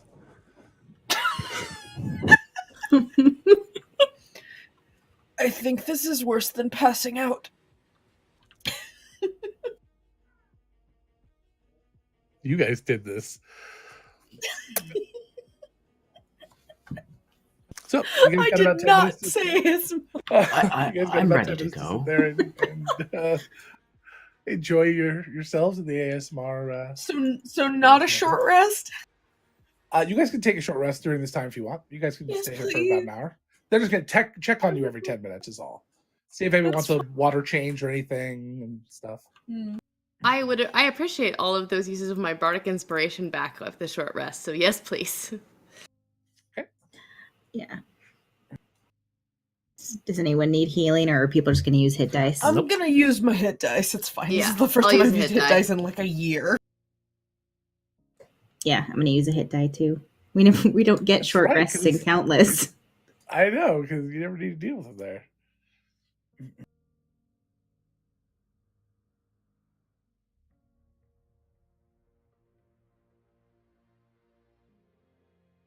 Okay. So you take a short rest. You get as clean as possible. There is some staining on your skin that you just isn't going to go away probably for this arc. So you got to kind of deal with that. Also, did anybody bring a change of clothes? I mean, they do clean them up and they're No. still stained, but do you want to go back and get an actual change of clothes? Change No. to something that's not stained? I just wanted to not be sticky, basically. I have Same. another pair of clothes that I have in my bag that I would want to change out into. Look a little All right. dignified, though she still twitches a little bit when she sees the proctor pin permanently stained with like some hot pink on it or something. Yep. Oh, it's tinted hot pink, like hot pink, But bright. like half tinted. It wasn't like just a in certain full coating. parts. Yeah, exactly. Adelaide, would you like mine? I keep it hidden and tucked away. We could trade. It doesn't bother me. Adelaide's face kind of softens a little bit at that. Here you I'd go. actually appreciate that. Thank you. Merrick, Why you is there a find, silver in my pe- boot? Never mind. Sorry. Who can beat the other getting? I'm the one. the money I in was it? tracking. I'm tracking party loot, so I was just keeping an eye on it. So yeah, Adelaide will trade Arthur. Did you catch for that the copper too that you found in your tub? Okay. I tossed it. Did Arthur trying to wish on the bathtub? Oh my God. Yeah, It's it trying doesn't to work. encourage Liara doesn't Bonnie appear. to stay in the tub. Yeah. What? You don't want to know where I found it. It's fine. Oh. It is clean. Watch this.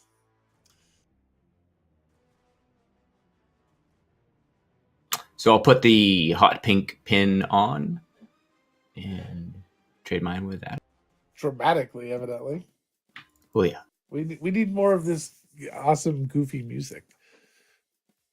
It's such a serious game. I don't know why. Yeah. Bonnie just, when her bath is done, just kind of gets up like she's totally not naked and just starts drying off like nothing's happening. All right. So you guys get up, you get dressed, and you start to head out. Oh, thank you, Bobby. Which way to Del Monte Farms? It's at the edge of town. You just go straight out this door, you turn left, turn right at the next street, and follow it all the way to the edge of town. Thank Perfect. Is there anything else that I can do for you this evening? Francis, where does he take residence? Which Francis? Is that not who we're looking for? We're looking for a guide named Francis, someone who would know the area well, outside of you. town. Valley specifically. Oh, someone who knows the valley extremely well. Yes. Yes, he comes in here very often. Well- He brings his pet hawk with him. I Aw. believe he's a ranger. Of course, yeah. Mhm. So, if he happens to come in when we're not here, could you let him know that we went out to Del Monte Farms to look for the giant and for him? He doesn't come in that often. But I'm sorry, I don't know where he lives. Just if he happens to come in. Actually, he'll relay the name of the inn that they're staying at, as well, which I can't like the Dragon's Bollocks. It was right? the Dragon's Bollocks. Yep. Yeah. We'll be taking residence at the Dragon's Bollocks. So, if you see him, could you let him know that we? Are you in the left wing or the right? We're at the left. Ah, Dragon's left bollock. Got it.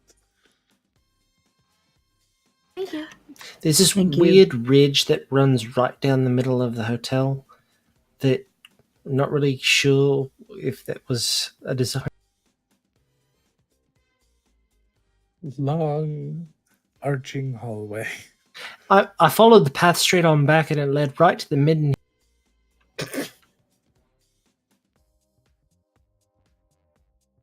Fucking dead. Oh my god. To Should be fucking the dead. to the farm.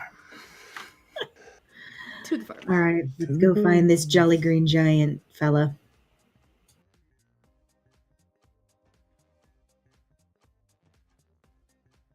All right, so you guys head out of town. You turn right and head down a long street for a couple of miles until you, as you kind of crest up on this little hill, you can see into this huge valley with these large, hilly, very large hills, almost small mountains to either side, kind of coming into a V that kind of almost surround the city, almost not it didn't mean to be like this, honestly, but it almost like it's a big ice cream cone, and the town is the topper if you were looking at it from above. So basically just a V, and then it's at the opening of this valley. And there's some farmlands you can kind of see right there. And at the edge of these farmlands, before it gets to the kind of lightly forested area of the valley, there is these huge just clods of dirt just torn and missing through one of the fields, like something just like pulled a gigantic plow just right raggedly through the middle of one of the forests, or through the middle of one of the fields towards the edge. We've made it to the Yeah, it looks like huge it. tracts of land. That's one. Not this one. I'm immune to it. It can no longer hurt me. It doesn't hurt. It's That song, I It's mean. beautiful. I love it. It's a bop. It is a bop. All right. All right, so should we go see if there's anyone down there to get more information from? Yes. Yep. I will follow your lead. We walk to the torn up field. All right, so you guys start to head down to that large, torn up field. As you head into it, you start to kind of lose sight of it a bit as you kind of get into the crop here. Not necessarily saying it's huge; it's just hard to see a little bit. So, what crop do they have here? Pineapples. Okay. So large, very rigid plants, things you don't want to be crawling through. So you're kind of skirting around the edge. They're still large plants around. I'm not saying they're tall. They're big. They have long, big things that grow off of them. Aren't they kind of fairly rigid, leaf-like things that come off? You Yeah, can fit okay. two in a planter.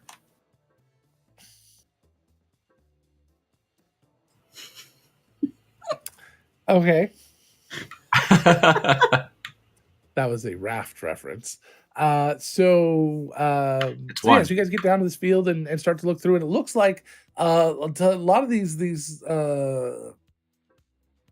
pineapples have just been torn up and just ripped and thrown aside. Maybe some might be missing, but it was not. It doesn't look like things were robbed. It looks like almost like something like shuffled their feet through all of this. You know how you can like just kind of at the beach, you just shuffle your feet through the sand. It kind of just makes these ridges and kind of tears it up. It looks like that. It looks like somebody just kind of scuffled their way through here, like a tormented child that refused to lift its feet. Wonder if this happens every day. The scuffling. Off in the distance, you can see about a eighth of a mile away, 1,000 feet or so, you can see a farmhouse. I think that'll be the place that we need to head. Mm-hmm.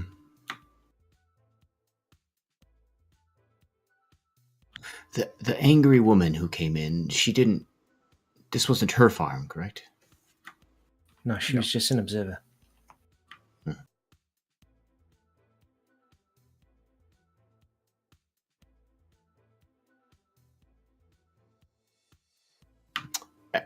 I'll lead the way then. All right. So you guys head over to the farmhouse. Before you guys even get about halfway there, a tall this one's gonna be weird. A tall elf comes out, sort of kind of a bluish tint to the skin.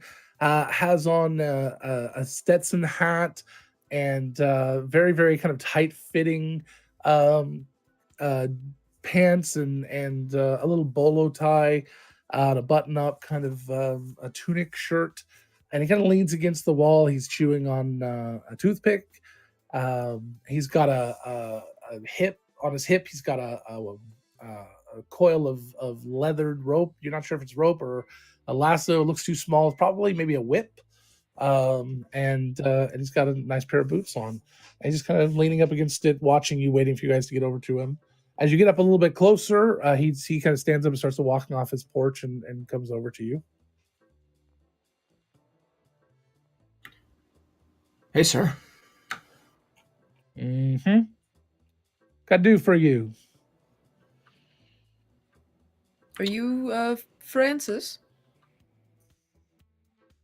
Francis. Never heard no Francis. Okay, never mind. More of the try. Name's Del Monte. Oh, great. The farm. Yes. Dole Del Monte. Yeah, yes. Don't. It looks like your fields have gotten rather whipped. Fuck. No. Why do you think he's got a whip on his hip? Fucking hell.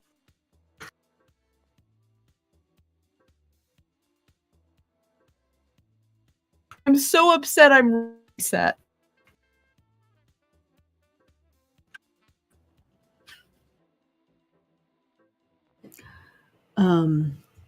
Yeah, we were hoping that you could give us more information on what happened.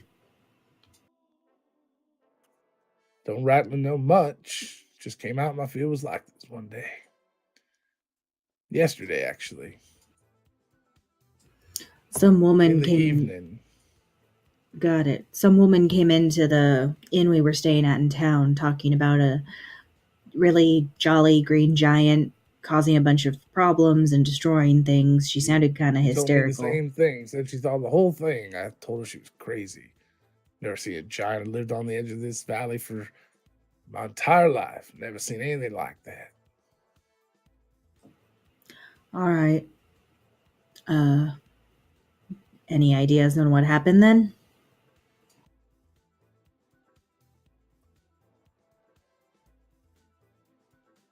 Localized tornado.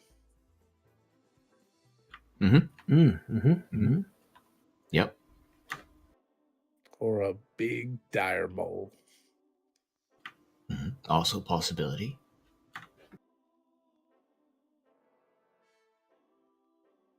Right. Okay, then. Mind if we investigate the tracks that led through your farm there? Long as See you where don't they go went? and ruin any of my crops. You can do whatever you like. Feel free to We eat some of definitely the don't. pineapple that's been ripped up. We definitely Just don't gonna plan go to damage waste. anything. Thank you. We'll I'd love take some you up pineapple. on that.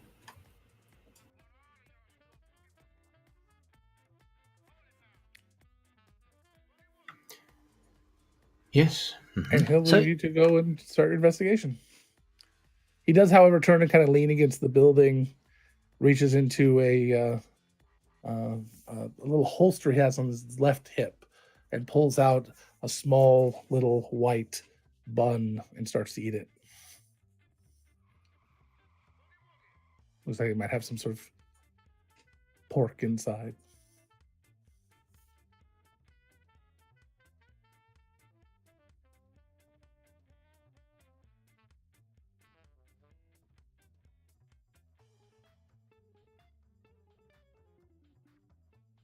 Fair enough.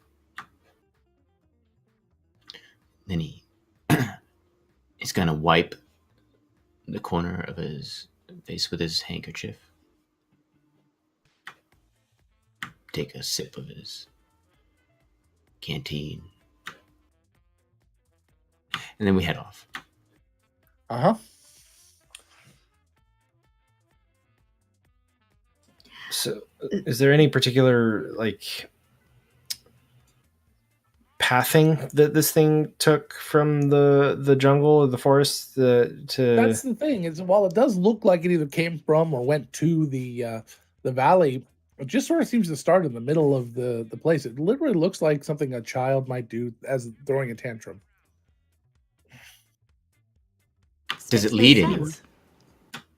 In the middle of the field to the edge of the field towards the valley, or maybe from the edge of the field to the middle of the field. It's almost like it was fine and then something upset it maybe it got poked by one of the pineapple plants. They're kind of, I mean, they're not that painful, but they're kind of spiky if it's got a short fuse.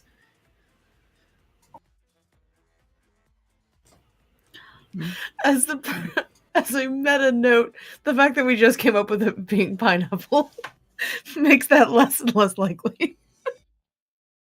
Sorry. Anyway.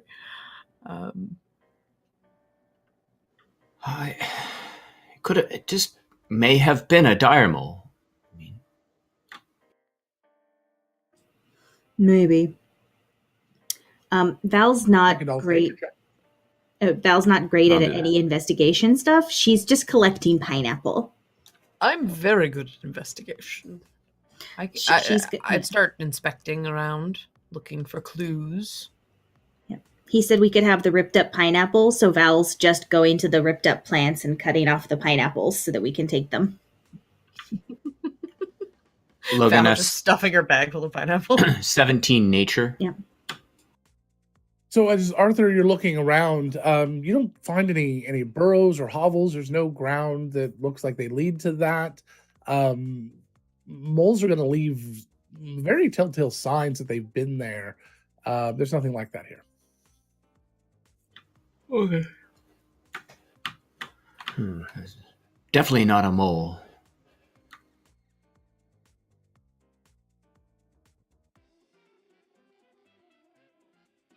Logan, may I send? I would like to cast sending to Joni, to ask if there is a specific place I can find Francis, who might know more about this.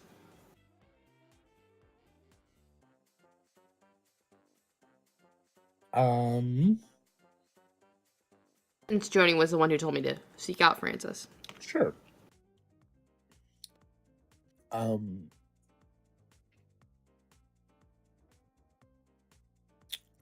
Go ahead. What do you do? Hi, Joni. It's Bonnie. Down at Del Monte Farms, might have been a giant looking for Francis. Where should I go?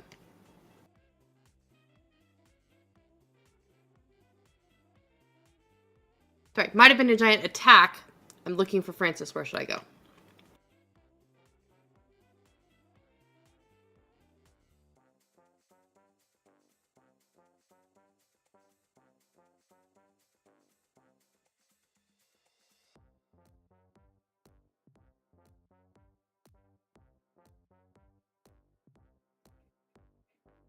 You hear, "This is Tuesday, Mr. Starr's personal assistant. Your sending is very important. He will get back with you very soon."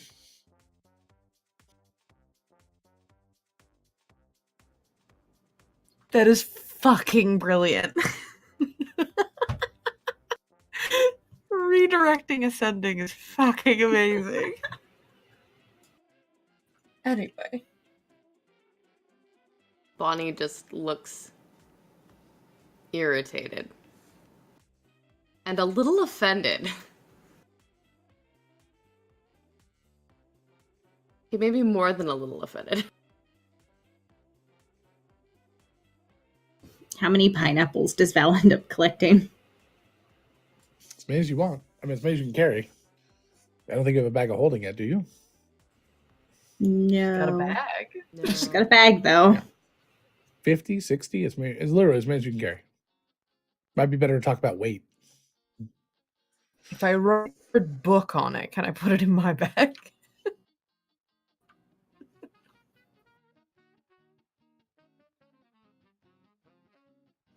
Strength is decent.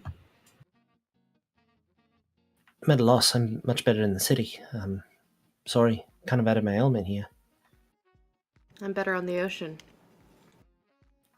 Merrick think will just it's gonna keep be an eye what? out for the edge of the forest, just to see if there's any, like, just to watch. Sure. Yeah, there's nothing out there. The pineapples average between 3 and 4 pounds. Val. There are some that are still growing that could look like they're much bigger, but they have been uprooted. And I had no idea the pineapples can get up to 20 pounds. That's fucking insane. Jesus. That is a dense pineapple. Yeah, Adelaide's going to be keeping her eye on the goons, looking at. She's going to be trying to do an assessment of the area and see if she can find any indication of information that we haven't already gotten from Mr. Del Monte. Are you like doing a survival check, Adelaide? Investigation? Okay. Sure, give me an investigation check. Yeah. Natural 20. 26 Nice. total. Adelaide, as you're looking around on the ground and looking through this kind of torn up ground, the way that some of the dirt is kind of kicked or pushed and kind of sprays, like I was talking about, was maybe a kid shuffling through the sand or something. You get the distinctive feeling that it comes from the valley, which would make sense in your mind as it kind of becomes a softer ground when it gets to the edge of the of this, and it goes to the center. So it looks like it came from the valley to the center of this farm. And as you're searching around the farm or the center of this area, right where it sort of ends, as you're looking around the ground, you see footprints, bare footprints, humanoid, maybe elf or human, too big to be halfling or dwarf or gnome, and much too small to be any of the much larger races. Kind of on the ground around, and they kind of walk off, continuing almost in the same direction, and walk down one of the rows of pineapples until it gets to the harder dirt beyond, and then into the city. Well, hits the dirt, and you would guess it's going towards the city. So I missed a little bit of the beginning of that. There were larger footprints and then there were smaller footprints. Is that what I'm... There were no larger footprints, No. but it looks like this track was made by some large creature shuffling its track? feet Okay, through, the track. Sorry. through the dirt, kicking Okay. at the dirt and the plants as it goes. I've been likening it to a child walking through a beach and like kind of shuffling their feet underneath the sand. As it does, it kicks up dirt, and as the dirt gets kicked up, it pushes and kind of sprays forward and out to the sides, and that's what kind of got you the direction that makes sense. And then when you got there, you see that the end where it stops, around that area, there are bare footprints of a humanoid creature of medium size. Yeah. All right. Should we So follow the should we what? footprints back to town? Well, they That's the go best to the harder destination. dirt, then you can't see them anymore. Well, they're heading towards town. Yes. But, Where did they start from, though? Follow. yeah. I'm not sure what we would have trying to fake a person in the town. Can't hear anything you're saying, Angela. Sorry. No. It's a bad night for your internet. Bad day for your internet. Talk amongst yourselves. That came through loud and clear. Yeah. I think, Adelaide, No, because I'm green now. were you saying we should go towards the forest to find where Yes. they came from? Because it'd be easier than Sorry, tracking them in town, I right? mumble when I get really in the zone. Yes, that's what I was saying.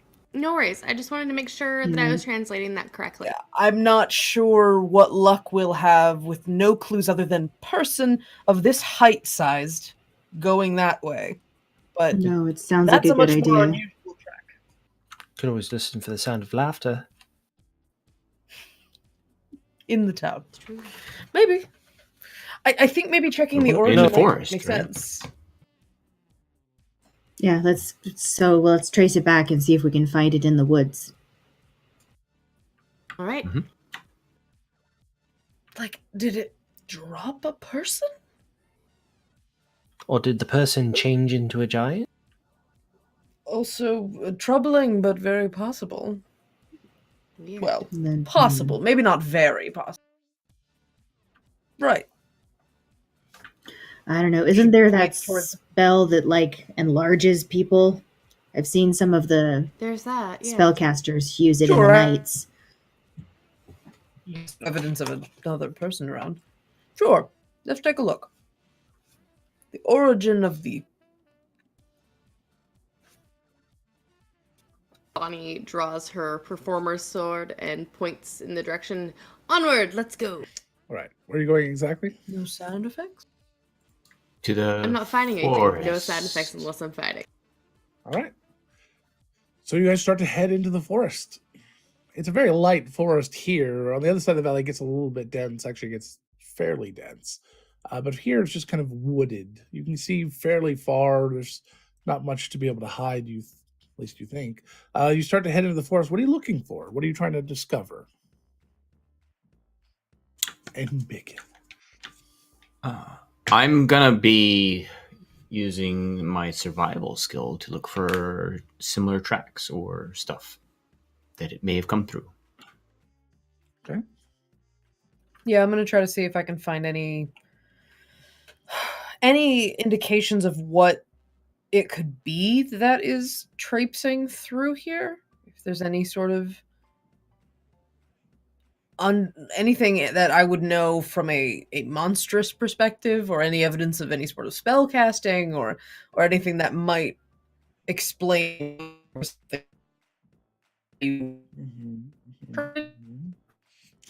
All right. So Logan. Oh, go ahead. yes. I was going to tell you my role, but you can go ahead first. What role? It's survival. My survival. I know what you said you were trying to do, but I wasn't going. I actually wasn't going to have you do Okay. survival. But Okay. So what did you get on your survival check though? I'm not. It's fine. I'm not accepting my natural 20. Did you get a natural? Oh, you can just have it on your next Yeah, roll.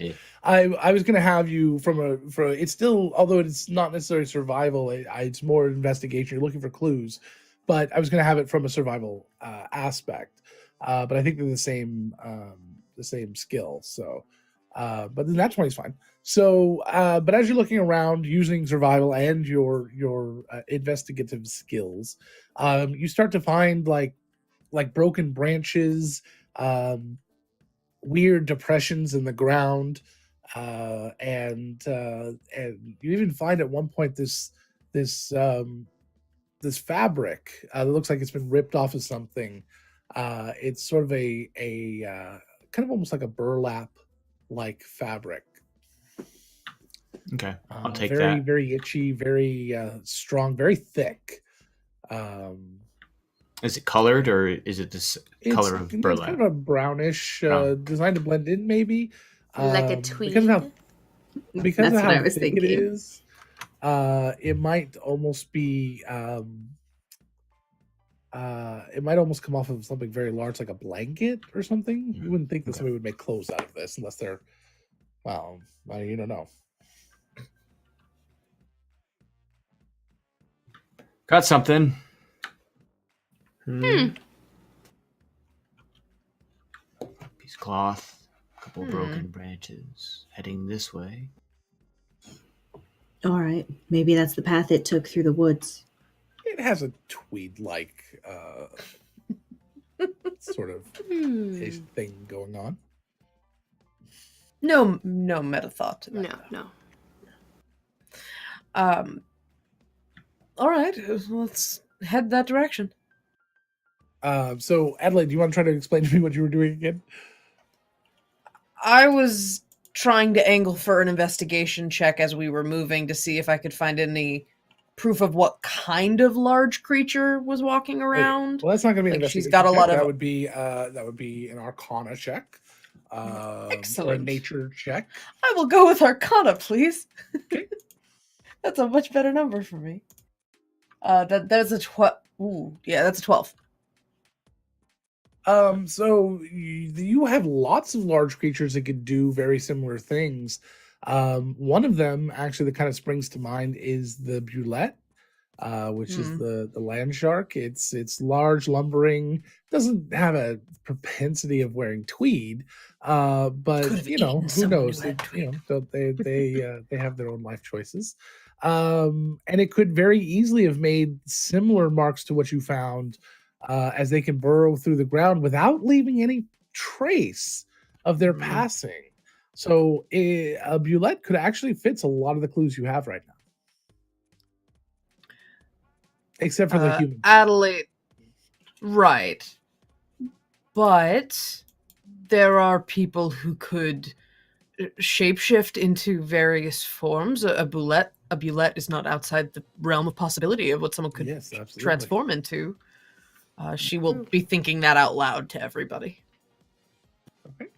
As they're walking, Bonnie is kind of keeping her eyes peeled for any sign of a hawk that might be circling overhead, any sign of what she thinks might be Francis, or also looking for a cave that, since we know that it's the Infinite Tea Gauntlet is in a cave in the valley, she's kind of keeping her eyes peeled for those two things. Okay. Give me a perception check. Okay, day. 18. As you're walking along, Bonnie, you do catch sight through the trees of a hawk flying around. Now, that's not unheard of in this area. You got an 18, you said? But as you're watching, you see that this hawk, as it flies through some of the trees and then back up, it has a leather thong attached to its leg. Well, hello there, friend. Hi. I think Oh, you're not you guys talking to me. see the hawk? It's got a leather thong on it. I think it might be, maybe it belongs to Francis. Good Trying to make eye. its way through the academy. Maybe. And how do we follow it? Would you like me to fly? Can Bonnie whistle to it, like, and try to do an animal handling to get it to come to her, Sure, maybe, by yeah, any go for it. chance? Give me that handling check. We'll do it. That is a 19. Okay. As you kind of whistle out, the hawk, which you kind of lost sight of for a second, kind of swoops back down into the under the canopy. Not that it's a really big canopy. It starts to kind of glide through and flap through the trees as it gets within probably 30, 40, 50 feet in front of you. It just kind of swoops back up and above the trees again. So it did come this way, but it did not like come over to you. A well-trained bird. Yeah, it is. Sorry, All right. what's the significance of the bird? Francis is a ranger and has a hawk as a pet. Right. Francis! Francis! Mhm. I subtly cast Francis! thaumaturgy on Merrick as he's yelling. Can you cast thaumaturgy on other people? That's a good question. I have no I idea. think In it might this be a case, yes. personal thing. Yep, it worked. Yeah, sure. So, comedic effect, it works. So, Oh, God. Derek, your next Francis comes out and just bellows and echoes through the forest. You didn't know you had it in you. It must have been something you ate. It's pineapple. It really does Pineapples. make everything Mhm. better. So, about 6 or maybe 12 seconds later, coming through the canopy, you have no idea where it came from. An arrow hits the ground at Merrick's feet, about 2 feet away.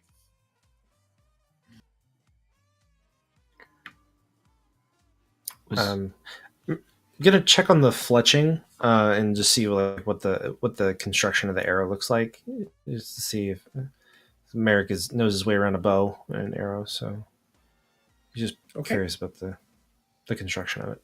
If it's like looks like it's hunting, the orientation of the arrowhead versus the knock. It's a flight arrow, so it's designed to go for distance more than anything. It's not a hunted tip. It's just a pointed tip.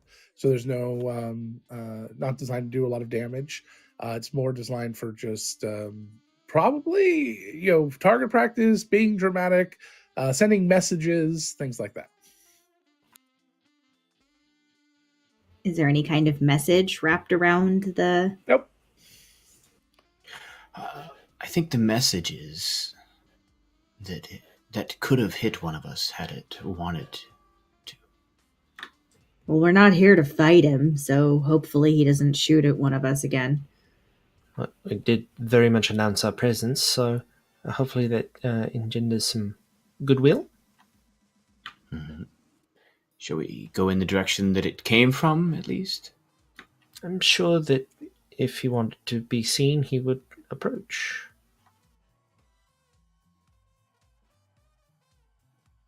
We probably distracted him for whatever he was looking for previously.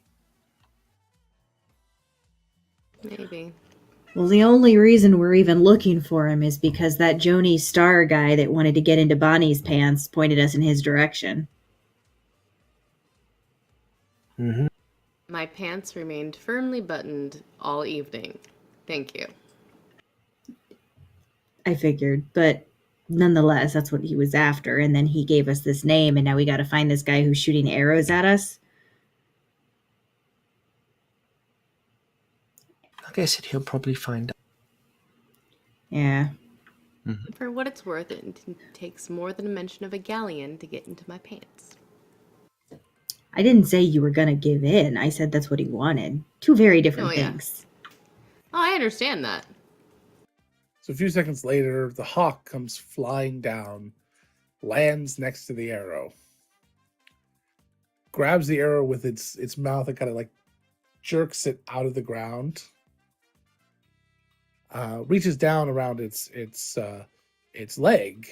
It's got a little cylinder there. It kind of like noses out and pulls out this little piece of paper until it falls to the ground, and then picks up the arrow and stabs the arrow through the paper, and then flies away. You are adorable, she says to the hawk. Wish it would let me pet it. There you go. Go ahead, Merrick. Read it. Okay. It stabbed the arrow through the paper and then it flew off. Mm-hmm. Yeah, it left the arrow in the paper behind. Oh, I didn't follow. All right, yeah, remove the arrow and then slowly work the paper off of the arrow. That's the most so it's very crudely pierced extra message delivery ever. small piece of paper that says, hastily scribbled above the message that says, are you friend or foe? It says, sorry, forgot to tie this to the arrow.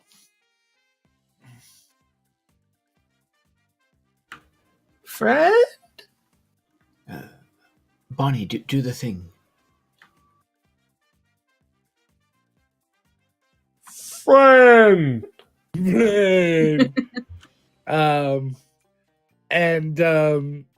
About a minute later, you see this human. Let's make him. What do we say? Did we give him a race yesterday? I don't remember. Last week.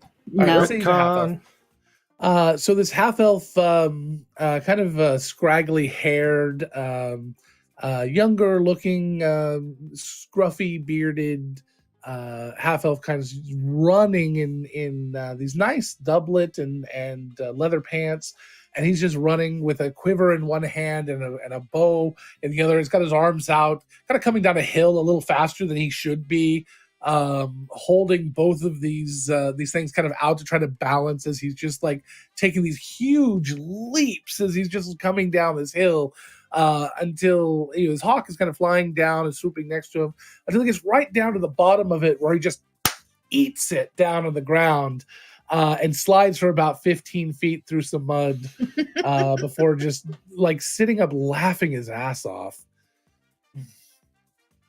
Are you okay? As you go over to him, he kind of looks up. He's got this mug just streaked down him. His equipment is kind of scattered, and he's just laughing. No, I'm fine. I'm fine. That actually happens more often than you'd think. And he starts to kind of clean himself off, and he stands up. I'm Francis, and he kind of puts his hand out, muddy as it is. Val, and she'll shake his hand. Nice to meet you. Arthur. Merrick. Merrick, nice to meet you. Adelaide Chaucer. Very pleasure. Well, And I know Bonnie. who the pretentious one is now.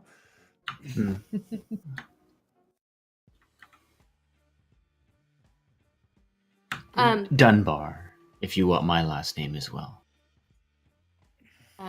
Joni said, Joni Starr said that we should seek you out as a guide through the valley if possible.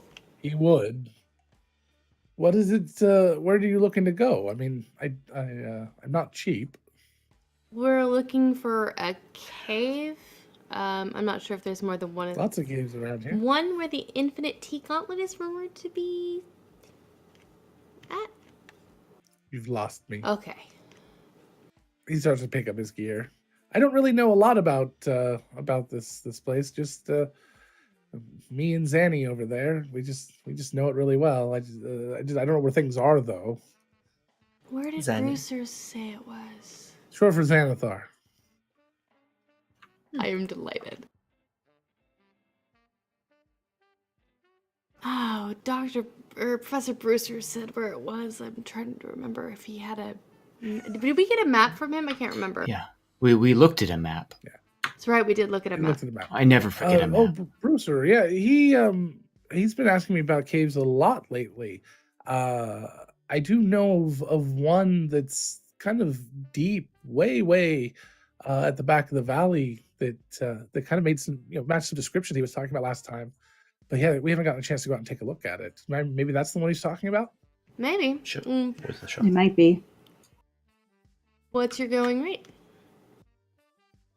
Well, are you working? Were you hired by Brewster? Not by Brewster, no. Hired by someone who hires Brewster. For one of Brewster's students. Mm-hmm. We're contractors. Oh, God, Susan. All right. Yeah, that's the one. Yeah, that's the one. There you go. Speak of the devil. Got the Literally. devil part right. Well, I'll Sorry. What? Susan did not leave the best of impressions with us. No, but her sister's pretty cute. Anyways, so I would need at least I mean, if it's Susan the Lesser's family paying for it, 2 gold a day. Well, that's doable. Yeah, sure, no problem. Was that too low? Should I go higher next time? No. Well, I mean, you have specialized services, right? That no one else can provide. Yeah. And we're not paying About- for it, so. A week's worth of wages a day. So 5 gold a day. 5 Mhm. 5 gold a day. That sounds pretty good. I mean, I would like 5 gold a day. I mean, that'd be really nice. There you are. All right. You're a professional. Act like one. Yeah. Price yourself how you that's think good. you're worth. Don't undersell yourself. Absolutely. Definitely. Yeah, this is some really good advice. I should be writing. Is there a this lot down. of competition in the area Wish I could for this? write. No, not many people come out here. Just me and You Zanny. even charge more for that then? May I pet him, Zanny? Just be careful of the eyes. Of course. Bonnie's gonna go over and kind of sweet talk the hawk and give it scritches if this hawk will let her. Yes, I will sweet hawk. So you kind of come over and kind of like looks at you and kind of like bounces over towards you a little bit and kind of gives you a little side eye. She'll do the same little whistle that she did beforehand. Kind of and- bounce over a and little bit more. Reach and just give little scritches. Just. Oh yeah, right there. Whoa! What? I didn't know you spoke. Oh yeah, I can speak. What? You just startled me. That's all. Oh. He kind of like lifts his head again, like walks closer to you. Adelaide, Go back to scritching him. wait, Bonnie, hold on. And Adelaide, like, No, buddy, don't stop. I will not stop with the sure. skipping. Adelaide rushes over to the complete. Adelaide.exe has stopped working. Yeah. It's all right. Every time Adelaide Just- wants to do anything, She's on her way to the hawk. she's like moving in slow motion. This is the best thing I've ever seen. She's gonna do the happy dance. Bum, bum, bum, bum, bum. As soon as Adelaide can talk again, Adelaide talks to the hawk. She speaks Hawk, which is why we don't understand her. Exactly. It was Oh. hypersonic. You couldn't hear it. got it. No, she sort of like, where is the hawk, like on the ground or is it on Yeah. something? Standing Okay. there. So she sort of crouches down towards the hawk.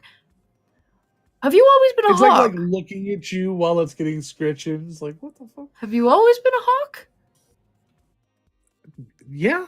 Yeah, pretty much always been a hawk. I mean, I don't Have always you- want to be a hawk. I'd like to be so much more. Have you always been a talking hawk? No, that's fairly new. How recent? About a year ago. How? A little to the side. There you go. Sorry. Yeah, sorry. I don't know. I think it was some sort of spell. Sure. Who did Francis do it? Yeah, at least he says he did. Francis, and she will wander back he to looked Francis. over, finally getting all of his gear picked up. Yeah. Xanathar talks. Yeah. That's not usual. Xanathar's going to school. Really? Yeah. That is enterprising. I am so proud. I'm very proud of you, Xanathar.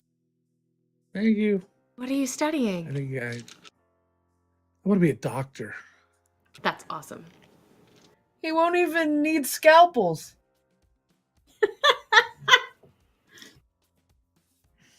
He's got really good vision too. Mm-hmm. Natural predisposition for the career is a great first step. That's interesting. I'm actually a healer. What part of it are you studying? I want to be a surgeon. Yeah, that takes the most studying. You're going to be in school for a while, but it's worth it. Yeah, but it's okay. I don't mind. I think I'm going to be around for a good long time.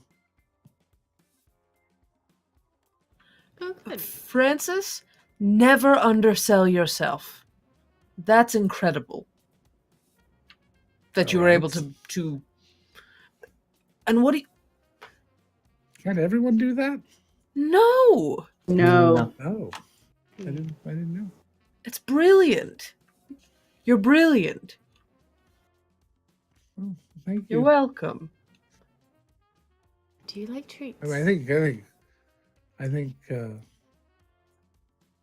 Zanny's is more brilliant. I mean, he's want to go to school and all. Yeah, but Schooling's not everything. You can have all sorts of skills.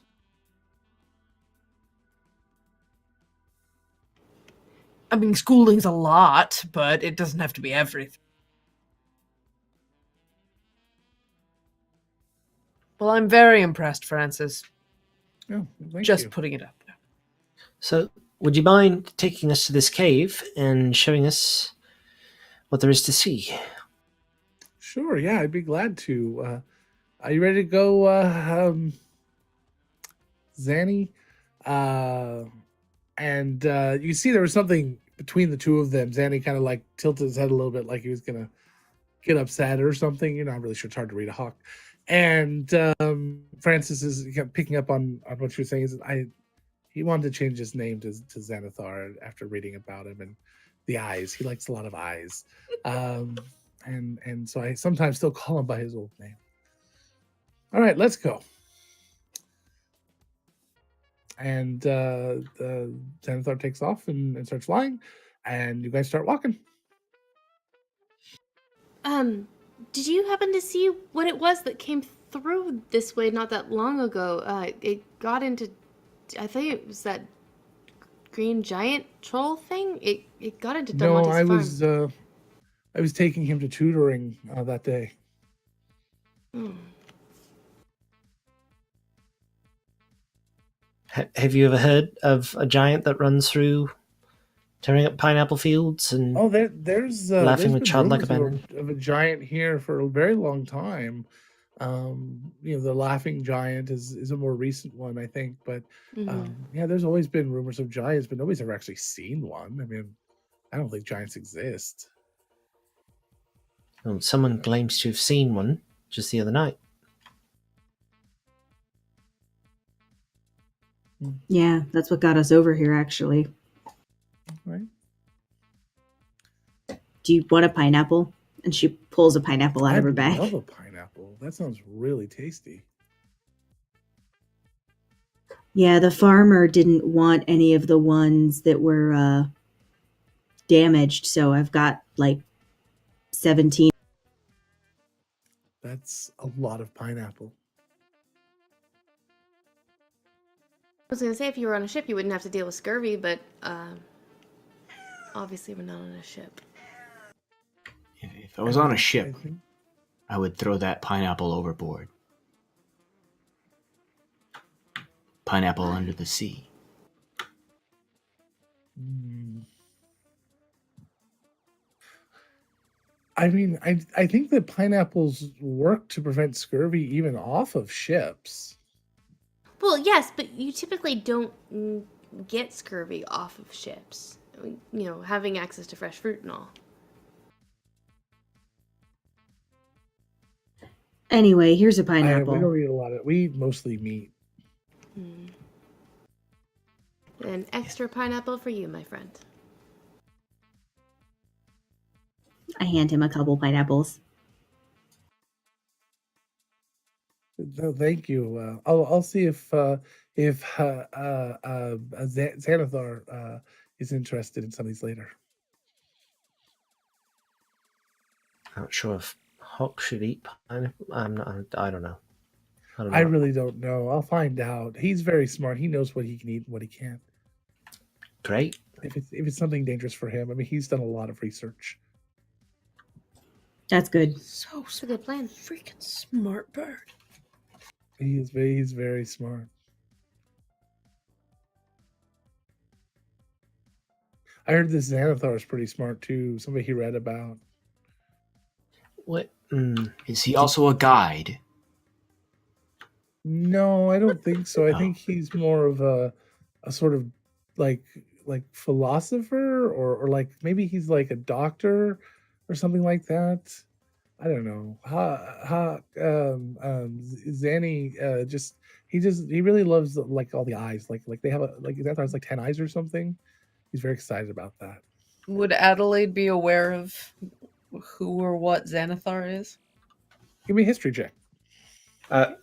Mayor could also be interested just because Kyle knows about Xanathar and what Sure. his ties are. 19. Yeah, 19, absolutely. So in this world, Xanathar is very similar to what he is there. He's a scholar, and he exists in a major city, not in this kingdom, but another, or this country. But he is a beholder. He's the only beholder that's ever made contact with humans and wanted to live amongst them. Interesting choice of hero, but who am I to Well, judge? his old name was he didn't like, and so he got this thing about eyes.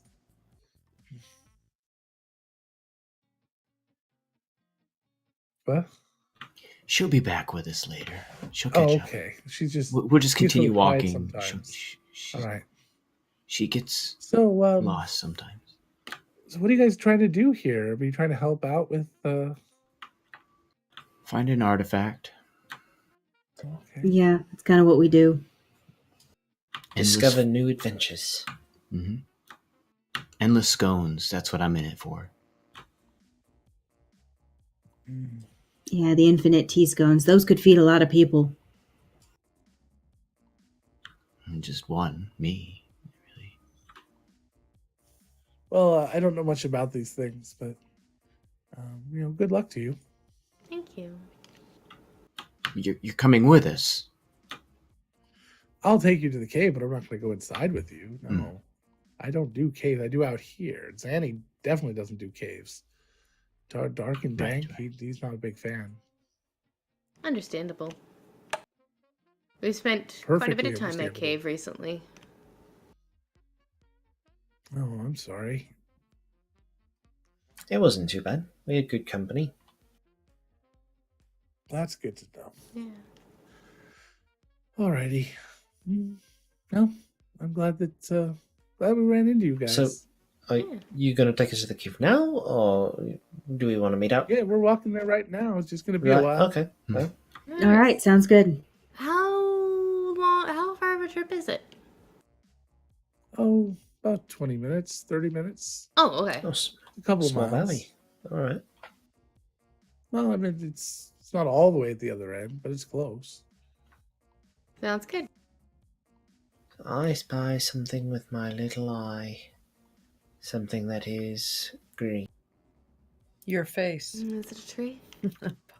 Who has green? That's pure. Somebody has green. Me. Hmm.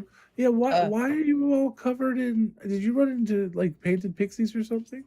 Yeah. Adelaide Wow. just taps her nose. Yeah. How do you ward them off, or drive them away, Or clean them or off. just For you to Oh. leave.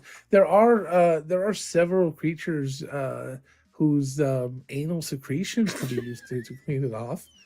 So I mean, if you want to I'm not putting that in World Anvil again. only Not on doing your it. only on your skin though. It doesn't work on clothing. Mhm. Oh, is that all? Okay. I don't even want to know how someone figured that out. Yeah. Well, when you I really get turned need to different check the colors, ingredients sometimes of it's the- just a matter of doing anything and everything. You just got to try it all. So Mm. somebody had to try. I mean, like Zanny. I mean, he's that type of person that would do that. He just wants to try everything and experiment, and I mean, he doesn't really have exposed skin, so he'd probably do it on his feathers. But that's the type of way he thinks.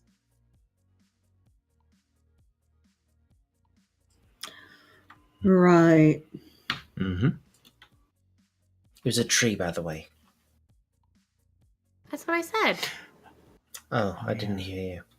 That's okay. Was it one of Bobby's?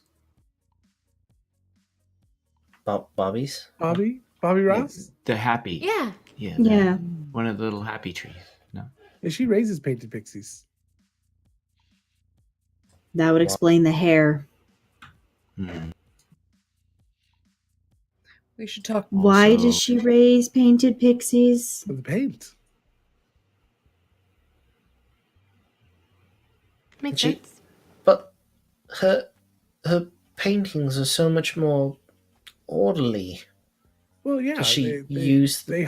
she harvests the paint off of them and then uses that to paint with. Ah, fair It's enough. kind of like raising I thought they were involved. bees. Huh. Except she refuses to like an outfit that covers everything. Hmm. I think she wears goggles. That would be a smart idea.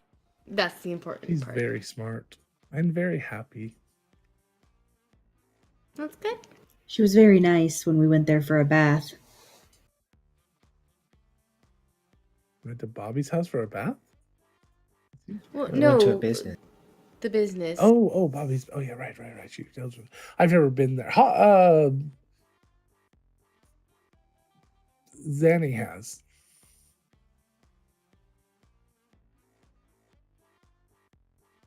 Yeah, it was a nice bath. It'd be worth it if you ever need one. I just go in the lake. Ooh. Well, it's kind of a It's fair. pond. I call it the lake. It's a pond named the lake. Yeah, Well, yeah, I'm very excited to be working with you guys. Likewise. For 20, 30 minutes Same. out of your day, and then we'll say goodbye, yes. Well, I mean, I'll be here. I'll wait out here to take you guys back. I mean, you don't want you getting Perfect. lost. Thank I you. do appreciate that. Yeah, definitely. And as you guys start to approach that side of the thing, it might be a little bit longer than 20 or 30 minutes. I'm thinking you're going through not just like straight road travel either. So it's probably more like 30, 40 minutes to go 2 or 3 miles towards the outskirts of this small valley. It is a fairly small valley. You start to hear laughter.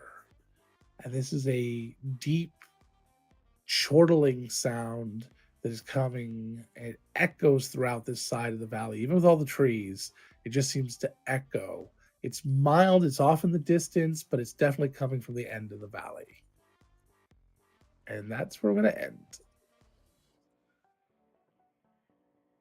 Right. Thank you, everyone, for being here. We really appreciate it. Thank you to World Anvil, the most robust of world building and campaign management softwares that exist, for being our sponsor. Thank you to Die Hard Dice. Go to worldanvil.com to light up the forge. And if you want to roll with the best, you go to dieharddice.com. You can use a coupon code. Which one are we in? Goonies. For Goonies. 15% off your first or next order. And by using that coupon code, you tell them that you heard about them through us, or that you thought about them through us. And that makes them very happy that they are working with us. And we like them to be happy, because then they send us amazing things like giveaways. Speaking of that, probably this month we'll be doing a giveaway for Die Hard Dice. We'll get some details on that coming up very soon. So there we go. So thank you guys very much. We're going to do a quick raid here. Trying to figure out where we're going to go here. Oh, looks like Introvert Skills is playing. Let's go over there. We'll say hello to. And this is here to Shiny. We also got Maddie Morgs going. Let's do Introvert. We'll do Introvert. We did Maddie Morgs last time. Logan, I believe, yes. 5 minutes before game ended, I realized what you did with that goddamn Yes, I hawk. saw you realize what I did. Mhm. Hate it. Hate it. I didn't do these things. You did them. I You guys are did not crazy. do this thing.